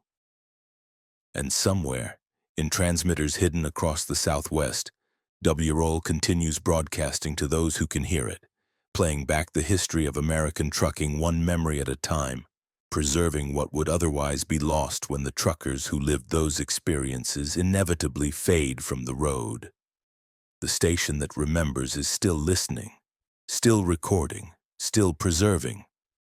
And every trucker who's heard it must decide whether being preserved is a gift or a violation, whether having their road life archived is comforting or horrifying. Catherine has chosen to see it as a gift. Her 14 years of driving matter enough to be remembered. WROL ensures that even when she's gone, some record of her time on the road will persist, available to future truckers who tune in to 88.8 FM and hear Catherine Reynolds sharing her experiences from decades past. Her voice preserved forever by the station that never forgets. Story 7. The inspection that never ends. Gerald Thompson had been driving commercial trucks for 19 years, and in all that time he'd been through hundreds of DOT inspections. At 46, he knew the routine perfectly. Paperwork review, vehicle inspection, sometimes a cargo check. Usually the entire process took 20 to 40 minutes. But in September of 2023, Gerald encountered an inspection that challenged everything he understood about time, space, and the nature of regulatory authority. He was hauling construction equipment from Atlanta to Portland, taking I-84 through Idaho. Around noon on September 9th, Gerald saw the portable inspection station ahead, a temporary setup in a rest area with DOT officers flagging trucks into the facility. Gerald had nothing to worry about. His logs were perfect, his truck was well maintained, and his cargo was properly secured. He pulled into the inspection area and was greeted by an officer who looked professional and official. "License, registration, medical card, and logbook," the officer requested. Gerald provided the documents. The officer examined them with unusual care, checking details that most inspectors barely glanced at. "Everything appears in order. Now let's check your vehicle. Please step out." The vehicle inspection was thorough. The officer checked tire tread, brake lines, lights, reflectors, every safety feature. He took measurements, made notes on his tablet, occasionally returning to features he'd already inspected to verify his previous findings. 40 minutes into the inspection, Gerald started getting impatient. "Officer, I need to get back on the road. I've got delivery deadlines." "This won't take much longer. Just need to verify your cargo matches your manifest." The cargo inspection was even more detailed. The officer didn't just look at the construction equipment. He measured it, photographed it from multiple angles, compared serial numbers against databases. Gerald watched his delivery schedule evaporating minute by minute. After 2 hours, Gerald approached another officer at the inspection station. "My inspector has been checking my truck for over 2 hours. This is beyond any reasonable inspection time frame." The second officer looked confused. "Sir, there's no inspector with your vehicle. You're parked in an empty inspection bay." Gerald turned to point at his truck and the officer inspecting it. But from this angle, he saw something impossible. There were multiple versions of his truck, all overlaid in the same space. He could see his current truck being inspected, but also ghost images of previous inspections. His truck, as it had appeared years ago, being examined by different officers, the same inspection repeating across multiple timelines simultaneously. Gerald approached his inspector. "What's going on? How long is this inspection going to take?" The inspector looked up from his tablet. "That's a difficult question. From your perspective, it's been 2 hours and 14 minutes. From my perspective, I've been inspecting your vehicle for 9 years. That's not possible. Isn't it? Consider this. Every time a truck enters an inspection station, a quantum state is created. The truck exists in superposition, simultaneously passing and failing the inspection until the observation is complete. But what if the observation never completes? What if the inspection continues indefinitely, the truck trapped in a state of perpetual examination?" Gerald's mind reeled. "You're saying I'm trapped in an infinite inspection?" "Not infinite, just indefinite. The inspection will end when all possible checks have been completed, when every regulation has been verified, when we've confirmed your compliance across all timelines and possibilities. That takes time." "How much time?" The inspector consulted his tablet. "From your perspective, we're about 3% complete. Should finish in approximately 4 to 6 weeks. I can't sit here for weeks. I have deliveries, a family, a life. Time is relative in inspection space. Outside this facility, normal time is passing.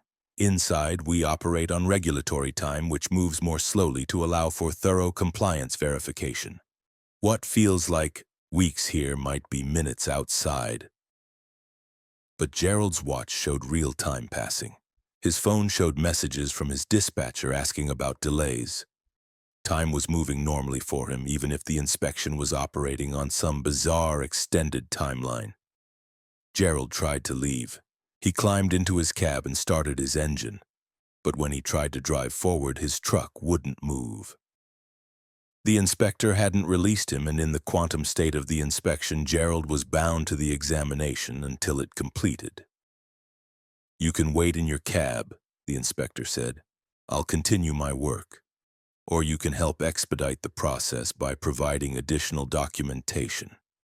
Maintenance records going back to the truck's purchase date would be helpful. Also service records for every repair, oil change receipts, tire replacement documentation."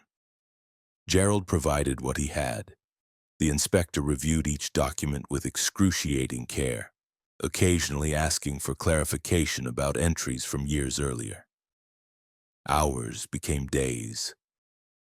Gerald slept in his truck, ate from his stored supplies, watched as the inspector continued his eternal examination.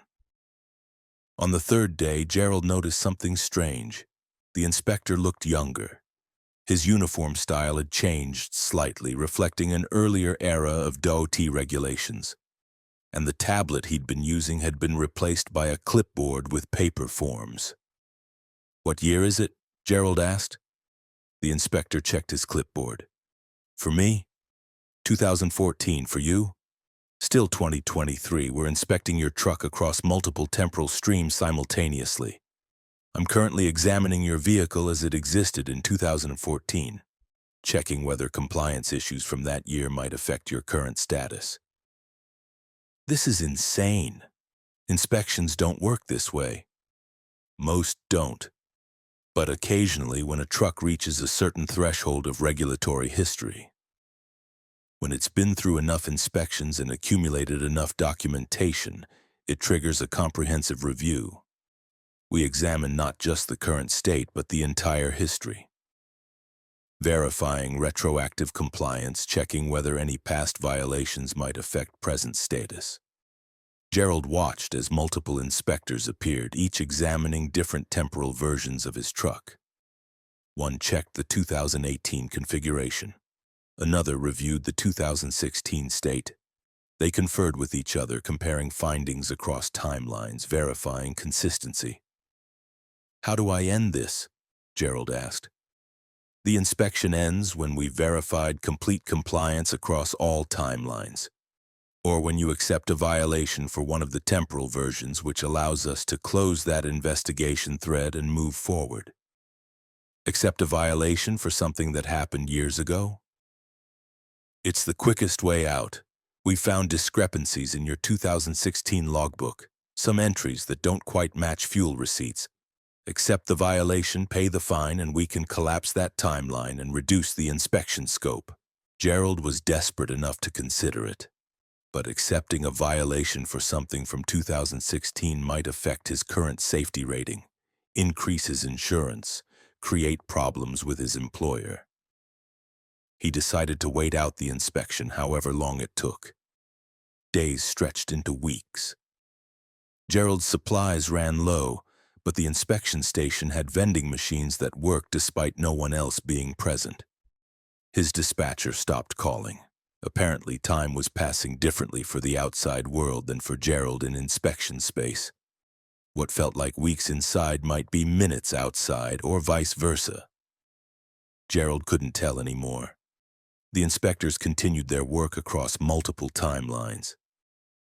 They found minor violations in 2015, questioned maintenance procedures from 2017, raised concerns about cargo securement practices from 2019. Each issue required documentation, explanation, and resolution before that temporal thread could be closed. On what Gerald estimated was the 34th day, though his phone and watch had stopped working reliably, one of the inspectors approached him. "We've completed 97% of the comprehensive review. Just 3 more temporal threads to close. Your patience has been remarkable. I don't have a choice. Everyone has choices. You could have accepted violations and expedited the process. You chose to prove complete compliance. That's admirable." The final 3 threads closed over what felt like another week. The inspectors conferred, compared findings, and finally the original inspector approached Gerald with his tablet. "Comprehensive inspection complete. No significant violations found across all examined timelines. You're cleared to continue your journey. Total inspection time, 3 hours and 47 minutes. Gerald looked at his watch. It showed 3:47 p.m. Exactly that amount of time had passed since he'd entered the inspection station. His phone confirmed it, just under 4 hours since he'd been flagged in. But Gerald had subjective memories of 5 weeks spent in inspection space, experiencing every day, every meal, every desperate moment waiting for the examination to end. He pulled back onto I-84 in a daze. The road looked normal, traffic flowing regularly. When he called his dispatcher, she was annoyed by the 4-hour delay but not concerned. That was well within normal inspection timeframes. Gerald reached Portland 2 days later, right on schedule when accounting for the inspection delay. His cargo was undamaged, his truck functioning normally. Everything suggested he'd experienced a standard DOT inspection that happened to take several hours. Except Gerald's memory insisted otherwise. He'd lived through 5 weeks in that inspection station, watched as officers examined temporal versions of his truck, experienced time moving at a pace disconnected from the outside world's timeline. Gerald reported the experience to his company. They investigated the inspection station and found it had been a standard temporary DOT setup, operated normally with no unusual reports from other truckers who'd been inspected that day. Whatever Gerald experienced, he'd experienced alone. Gerald continued trucking, but he approached every inspection with dread, terrified it would become another comprehensive temporal review. Most inspections remained normal, 20 to 30 minutes, standard checks, no timeline manipulation. But occasionally, Gerald would feel that shift, that sense that time was moving differently, and he'd know that hours of real time might translate to weeks of subjective experience in inspection space. Other truckers have reported similar experiences, inspections that seem to last forever, time moving strangely, feeling trapped in regulatory examination that extends beyond any reasonable duration. Most dismiss it as perception distortion, stress making time feel slower. But a few, like Gerald, insist the experience was real, that they lived through weeks or months of inspection while minutes or hours passed in the outside world. Is there really a comprehensive temporal review that some trucks trigger? Do DOT inspections sometimes examine not just current state but entire regulatory history across multiple timelines? Gerald Thompson believes yes. He experienced it, lived through it, remembers every detail of 5 weeks spent waiting for inspectors to complete their examination across 9 years of his truck's existence. The inspection that never ends isn't literally infinite. It does complete eventually. But for the drivers experiencing it, it feels endless, a regulatory purgatory where time stretches and examinations compound across temporal streams until every possible violation has been investigated and resolved. Gerald passed his comprehensive review. His truck exists in a state of verified compliance across all timelines, but the cost was 5 subjective weeks of his life, compressed into less than 4 hours of real time, experienced in an inspection station that apparently operates outside normal temporal constraints. If you're a commercial trucker and you get flagged for inspection, be prepared. Most will be normal, quick, straightforward. But occasionally you might trigger the comprehensive temporal review. And then you'll experience what Gerald experienced, an inspection that examines not just your current state but your entire history, your truck's complete regulatory timeline, every possible violation across every possible version of your journey. It ends eventually, but while you're in it, it feels like forever. Story 8. The Convoy to Nowhere. Russell James had been a commercial trucker for 24 years, running independent owner-operator routes across the western United States. At 50, he'd developed strong preferences about driving alone, no partners, no convoy arrangements, just him and his truck against the highway.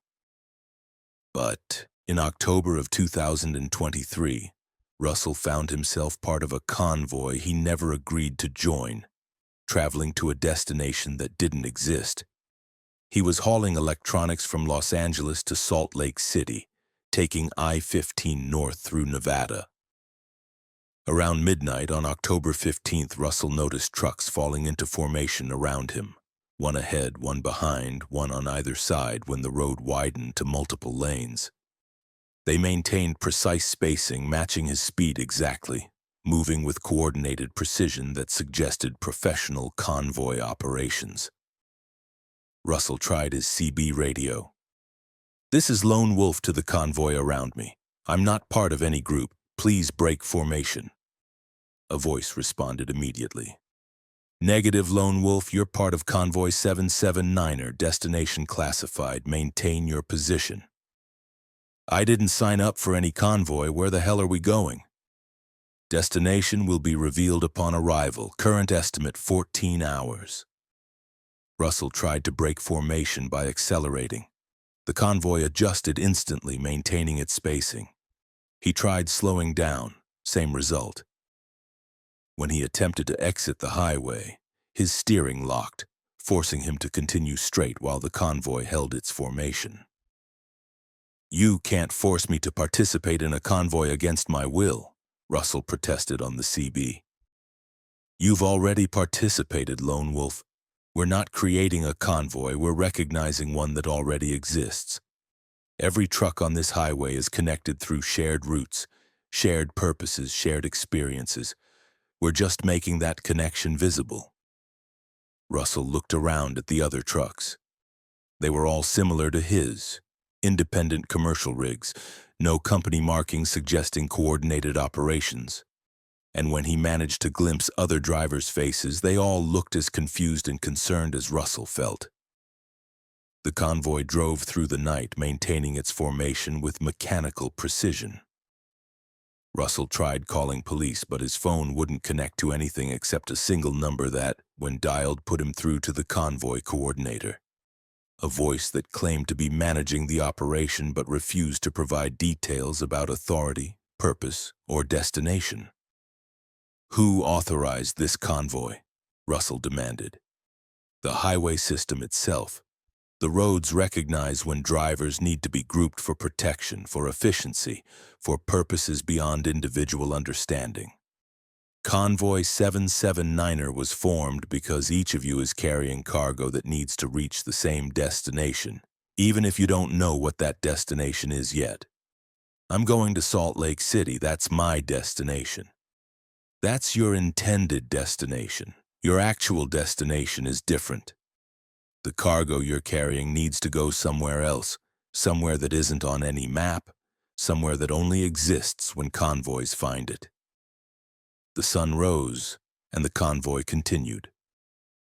Russell's GPS showed them traveling north on I-15, making normal progress through Nevada toward Utah. But the landscape looked wrong. Too empty, too uniform, like they'd entered a region where geography had been simplified, reduced to basic elements of road and desert. Around noon, the convoy left I-15, taking an exit that Russell didn't remember seeing on any previous trip. The exit led to a two-lane road that wasn't on his GPS, a route that extended into desert with no visible destination. Where are we going? Russell called on the CB. To the warehouse, the collection facility, the place where cargo goes when it's needed somewhere that doesn't exist on commercial maps. The convoy drove for hours along this impossible road. The sun didn't move properly. It hung in the same position for too long, creating shadows that never shifted despite the truck's forward motion. And the desert around them was completely featureless. No variation in terrain, no landmarks, just infinite emptiness. Russell noticed his fuel gauge wasn't changing. He'd been driving for 14 hours, but the gauge showed the same level it had when the convoy formed. Distance and fuel consumption had become disconnected, as if the convoy was traveling through space that didn't count toward normal physics. Finally, after what felt like 20 hours but might have been more, structures appeared on the horizon. A massive warehouse complex sitting in the middle of the desert with no connecting roads except the one the convoy traveled. The facility was enormous, easily the size of several city blocks, with dozens of loading docks and hundreds of trucks already parked outside. The convoy pulled up to the facility, and Russell saw the other drivers for the first time clearly. They all looked exhausted, confused, some frightened. None of them understood why they were here or what would happen next. Workers in unmarked uniforms approached each truck. They didn't ask for paperwork or explanations. They simply unloaded cargo, removing loads without concern for where the trucks had been going or who owned the shipments. "You can't take my cargo," Russell protested. "I have a delivery contract. This is theft." The worker smiled politely. "This cargo was always meant to come here. Your delivery contract was a cover story, a way to get the shipment moving. The electronics you're hauling contain components that don't exist in normal supply chains, that were manufactured in facilities that aren't on any corporate records. They need to be collected and redistributed through channels that conventional logistics can't handle. This is insane. I'm calling the police." "There's no police jurisdiction here. This facility exists outside normal regulatory structures. It's necessary for managing cargo that moves through unconventional channels." Russell watched helplessly as his cargo was removed.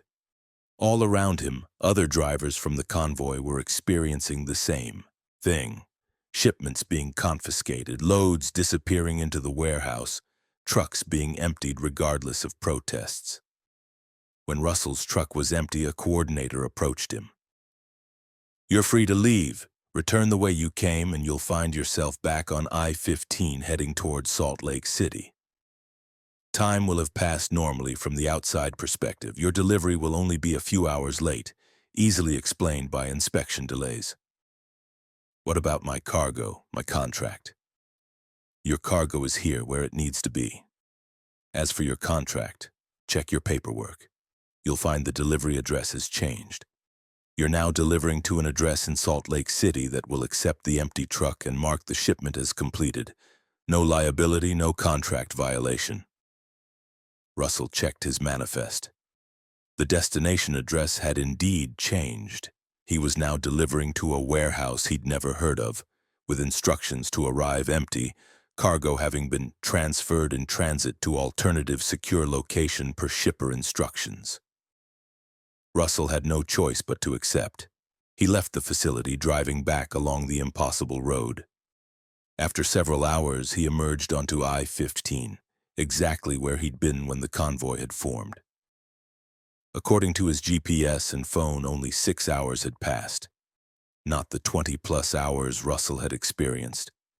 He continued to Salt Lake City and delivered his empty truck to the changed address.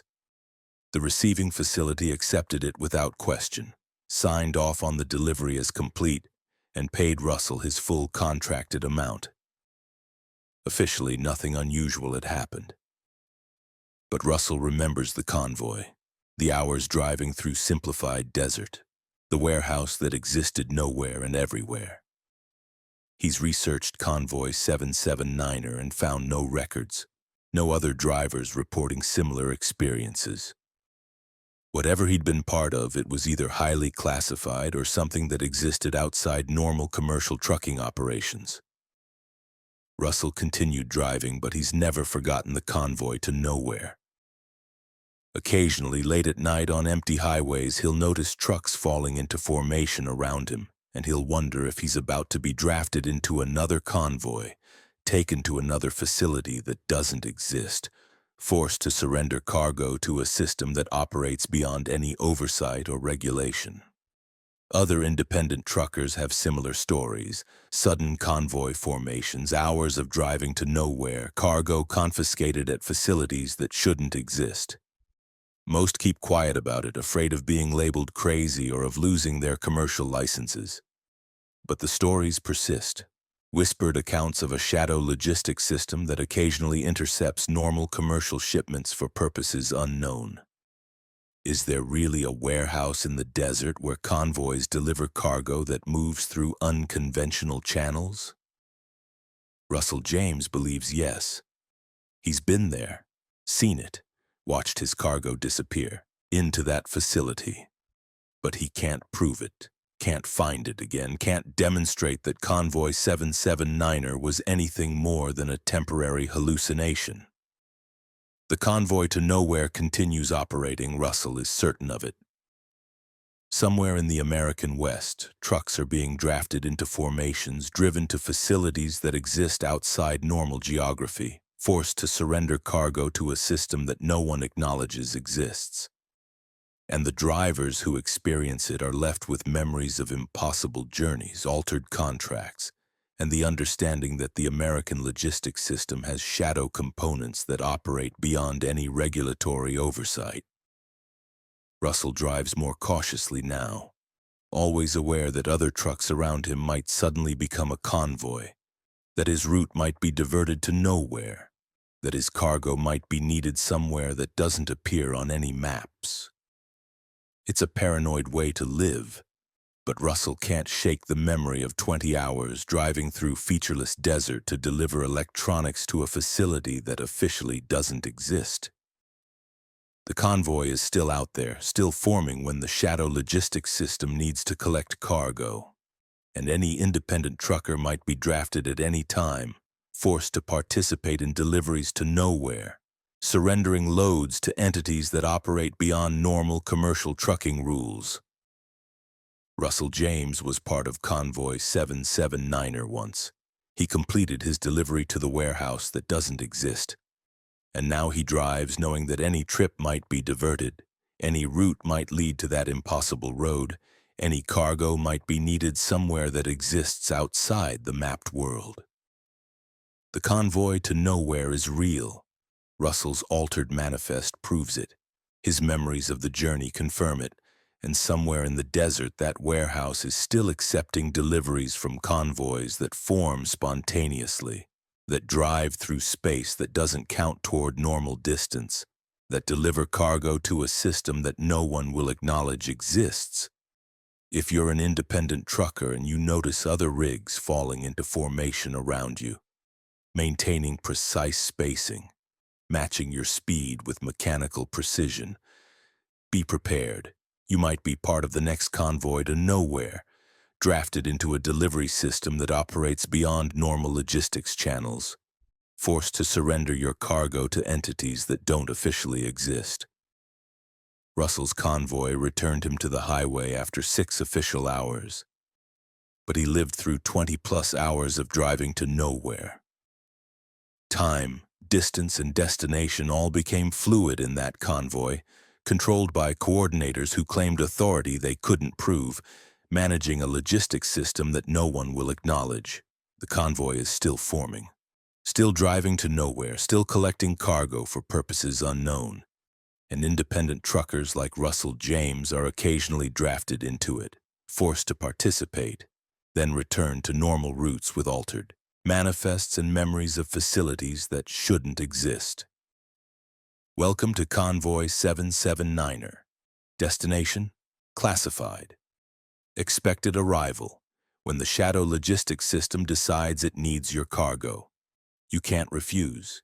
You can't escape.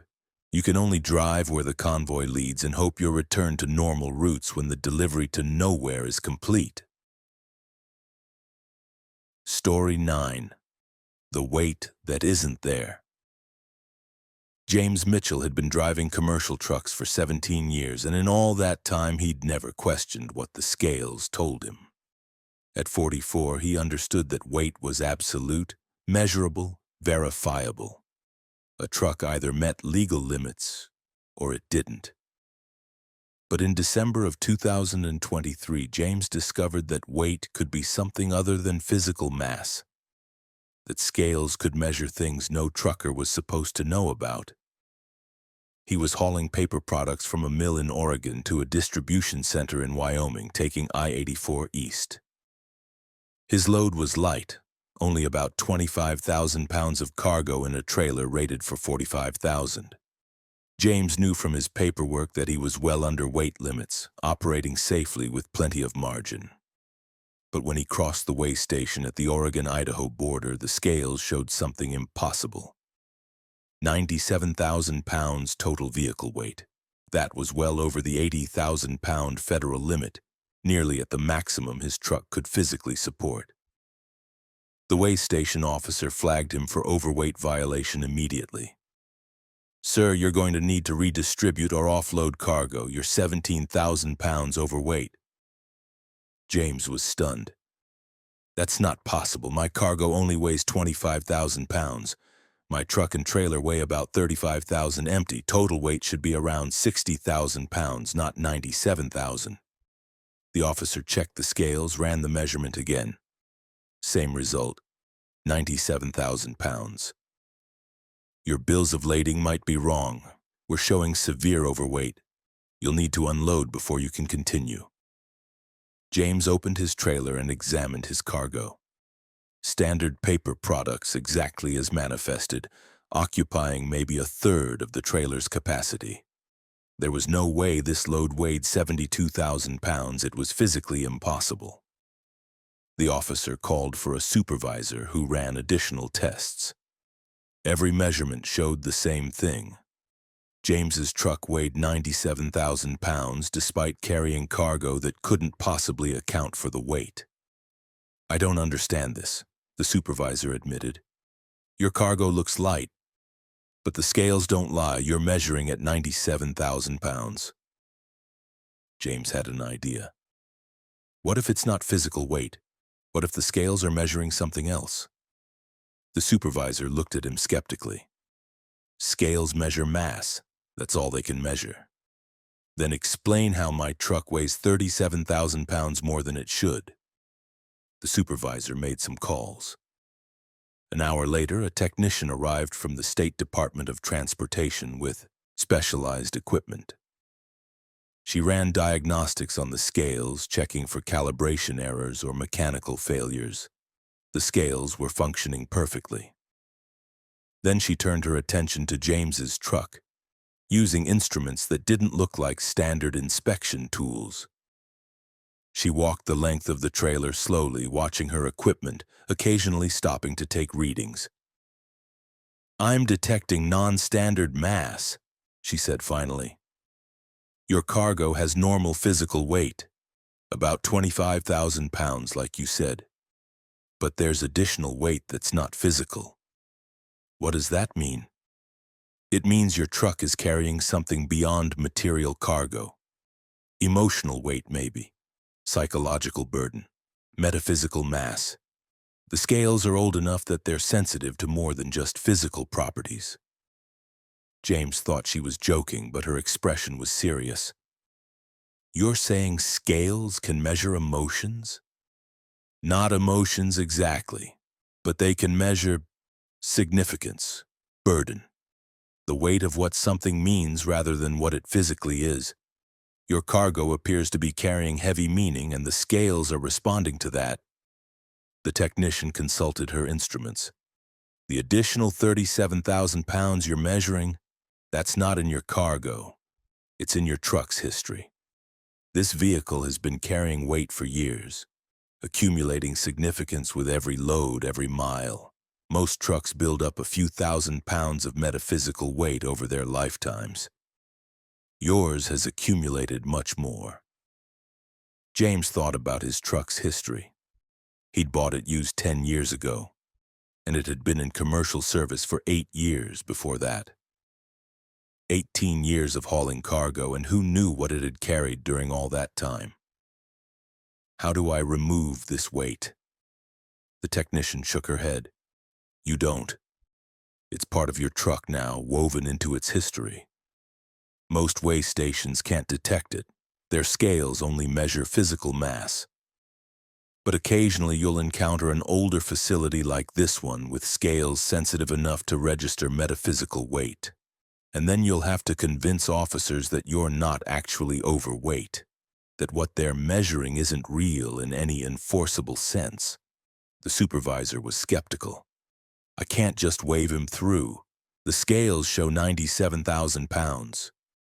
"The scales show total weight, including non-physical components," the technician corrected. "His physical weight is about 60,000 pounds, well under legal limits. The additional 37,000 pounds is historical burden that doesn't count toward DOT regulations." They argued for another 30 minutes before the supervisor reluctantly agreed to let James continue.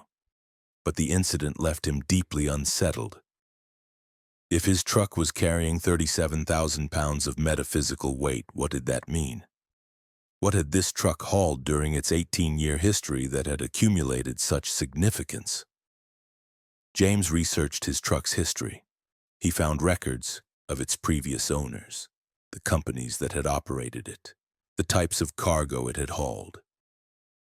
And he discovered something disturbing. 10 years ago, this truck had been involved in an accident. The driver had died, and the cargo, medical supplies bound for a disaster zone, had never reached its destination. The truck had been repaired and put back into service, but apparently it had never shed the weight of that failed delivery. James began noticing other effects of the metaphysical weight. His fuel economy was slightly worse than it should be, as if the engine was working against resistance that didn't physically exist. His handling was heavier, steering requiring more effort than the truck's actual mass would explain. And sometimes, late at night, James would feel the weight of all those accumulated miles, all those previous drivers, all that history pressing down on his truck like an invisible burden. He tried to ignore it, to pretend the way station incident had been some kind of calibration error. But every few weeks, James would pass through another way station with sensitive scales, and they'd show the same thing. 97,000 pounds total weight despite his physical cargo being far less.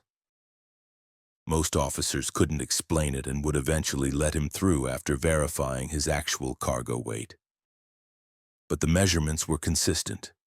James's truck carried weight that wasn't there, burden that existed beyond physical measurement but registered on scales sensitive enough to detect it. James finally sold the truck. He couldn't handle the knowledge that he was driving something that carried 37,000 pounds of metaphysical weight, history, and significance that would never be shed. He bought a new truck with no history, no previous owners, no accumulated burden. But James knows now that every truck eventually accumulates metaphysical weight. Every load adds significance. Every mile adds history. Every driver leaves an impression that becomes part of the vehicle's total mass. Most trucks never accumulate enough for it to matter, for it to register on any scales. But some, like James's old truck, carry so much history that it becomes measurable, detectable, a burden that affects their operation even though it can't be physically removed. Is metaphysical weight real? James Mitchell believes yes. He's seen it on scales, felt it in his steering, experienced how history can become a burden that trucks carry long after the original events have passed. The weight that isn't there is as real as physical mass, maybe more real because it can't be unloaded or redistributed. It's permanent, accumulated over years, a record of everything the truck has been used for. James's old truck is still out there, still operating, still carrying 37,000 pounds of metaphysical weight. And somewhere another driver is experiencing what James experienced. Confusion at way stations, slightly worse fuel economy, the sense that the truck is heavier than it should be despite physical measurements showing otherwise. The weight that isn't there affects more than just individual trucks.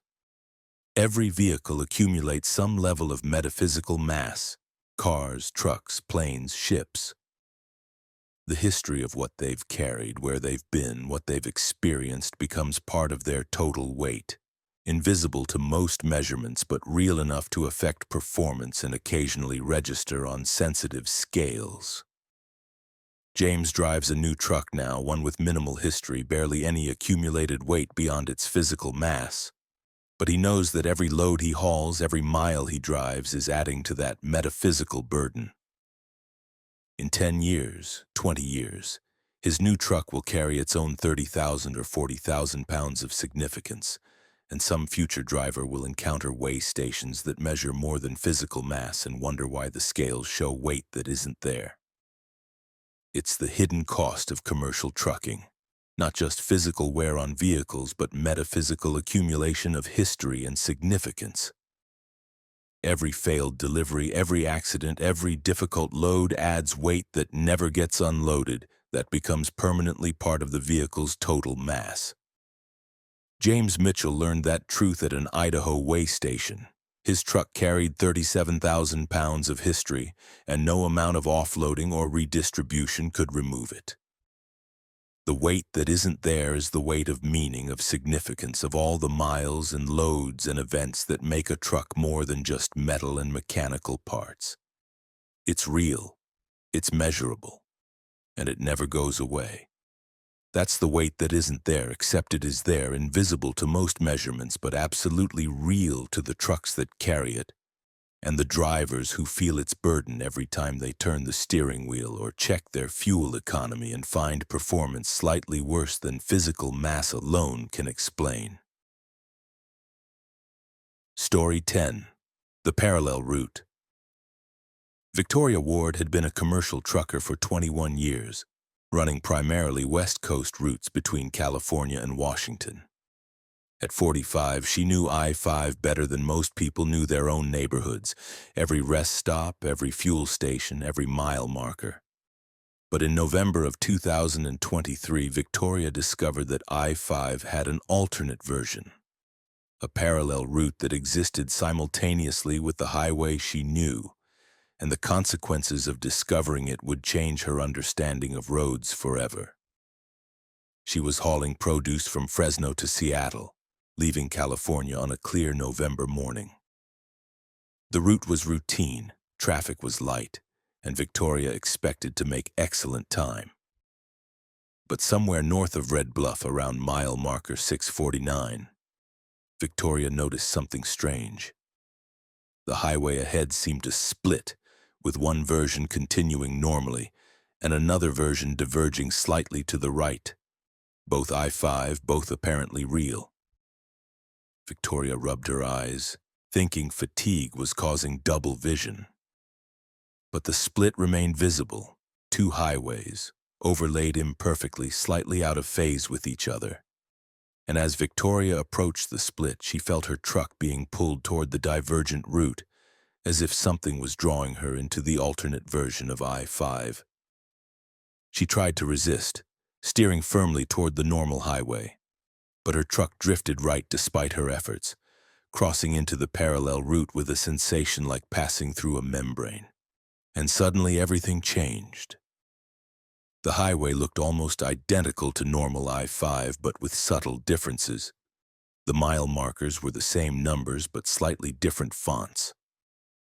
The rest areas appeared in the same locations, but with different building styles, and there were no other vehicles.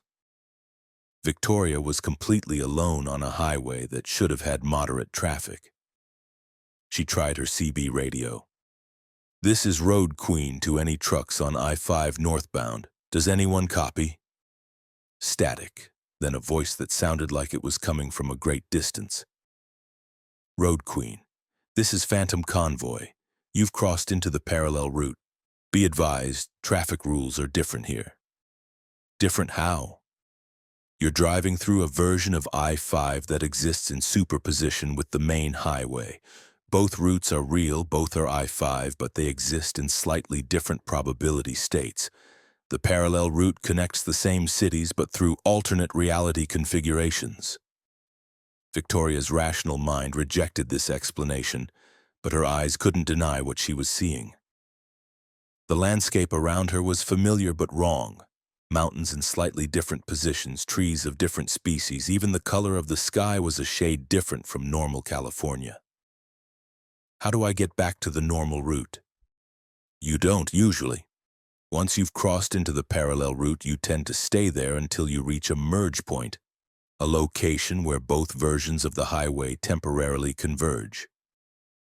For I-5, the nearest merge point is near Mount Shasta, about 80 miles north of your current position." Victoria drove carefully, watching this alternate I-5 scroll past. The mile markers continued counting upward normally, and according to her GPS, she was exactly where she should be on I-5. But the visual reality was different, slightly out of phase with the world she knew. She passed through Redding, or a version of Redding.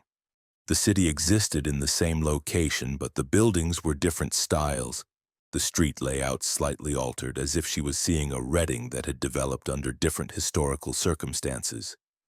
She saw people and traffic, but they looked somehow unreal, like they existed in a different probability state.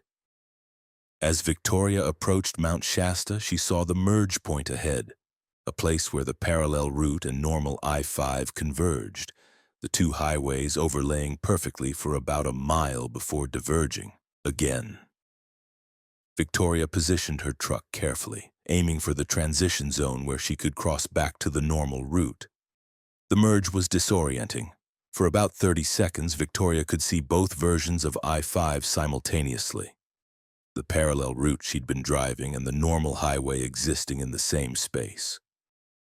Other trucks were visible now, occupying the normal route, and Victoria steered toward them, feeling her truck phase back into normal reality with the same membrane-crossing sensation she'd experienced entering the parallel route.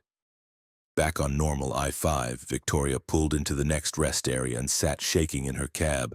Had she just experienced a hallucination? Some kind of highway-induced psychosis? But her GPS log showed continuous travel on I-5 with no gaps or anomalies. According to every official record, she'd driven normally from Red Bluff to Mount Shasta. Only her memory insisted she'd crossed into an alternate version of the highway. Victoria continued to Seattle and delivered her produce. She tried to forget about the parallel route, to dismiss it as exhaustion or imagination. But 2 weeks later, running the same route south from Seattle to Los Angeles, Victoria saw the split again, this time near Weed, California. And again, her truck was pulled into the parallel route, crossing into that alternate version of I-5 that existed in superposition with the normal highway. This time, Victoria experimented. She took an exit on the parallel route, following it into a small town she'd stopped at dozens of times on normal I-5. The town looked similar but different. Same name, same general layout, but with variations in architecture, businesses, even the people. She stopped at a diner she knew well on normal I-5, but here it had a different name, different menu, was run by people she'd never seen. Victoria tried talking to locals, asking if they noticed anything strange about their reality. They looked at her with confusion, insisting everything was normal, that their town had always been exactly as it was. They had no awareness they existed in an alternate probability state, a parallel version of a town that existed simultaneously on the normal I-5. Victoria returned to the highway and continued south, reaching the next merge point near Redding. She crossed back to normal I-5 and completed her delivery to Los Angeles, but the experience had left her deeply unsettled.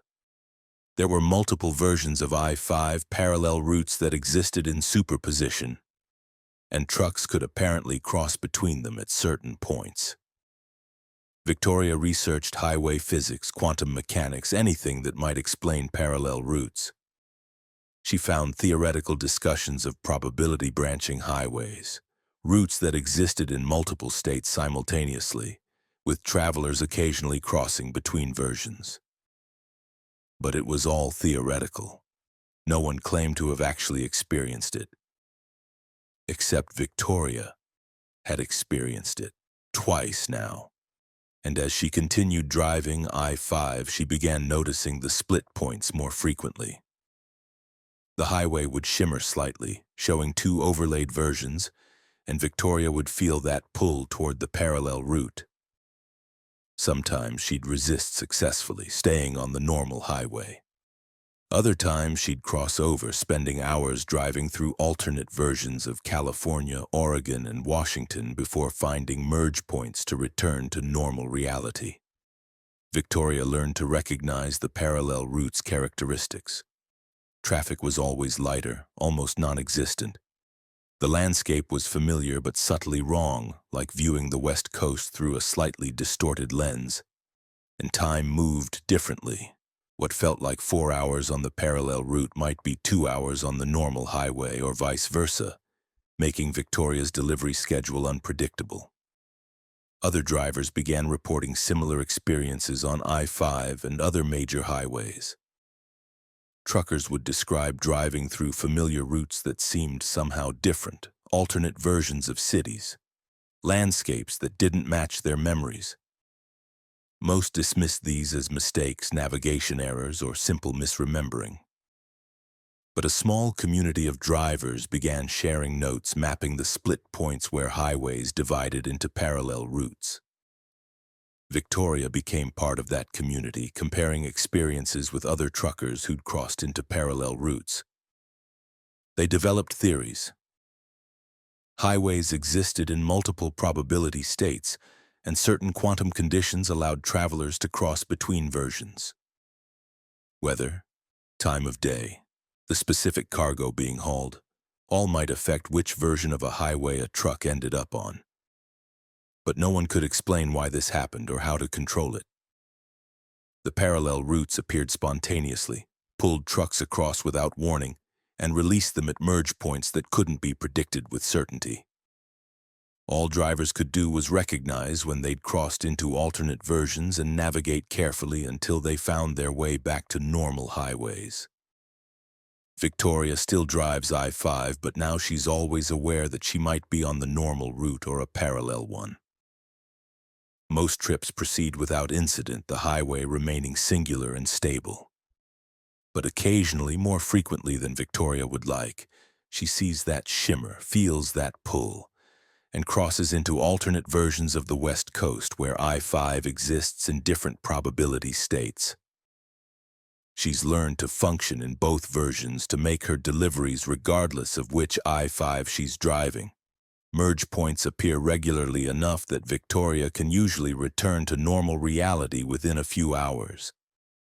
And the produce she hauls doesn't seem affected by crossing between probability states. It arrives in the same condition regardless of which version of I-5 she traveled. But Victoria knows now that the American highway system is more complex than maps suggest. Roads exist in multiple states simultaneously, parallel routes overlay normal highways, and drivers occasionally cross between versions without realizing it. Most people never notice because the differences are subtle.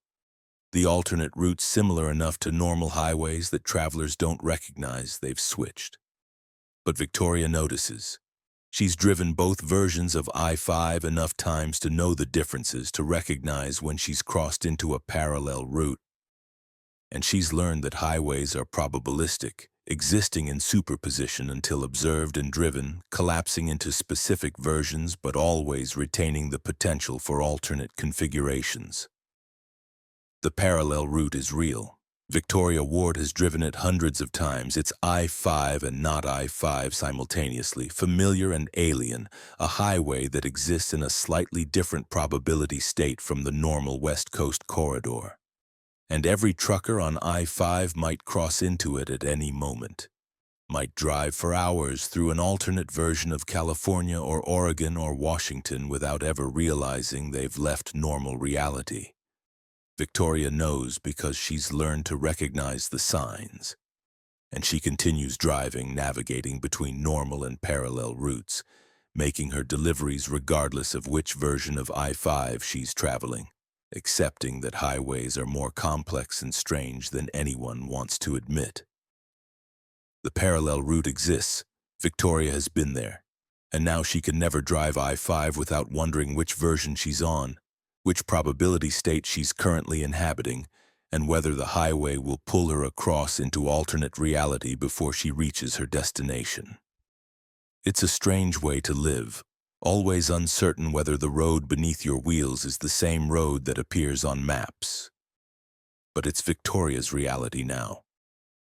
She's a driver of parallel routes, a traveler between probability states, a trucker who knows that I-5 is both singular and multiple, both real and alternate, depending on quantum conditions she doesn't fully understand.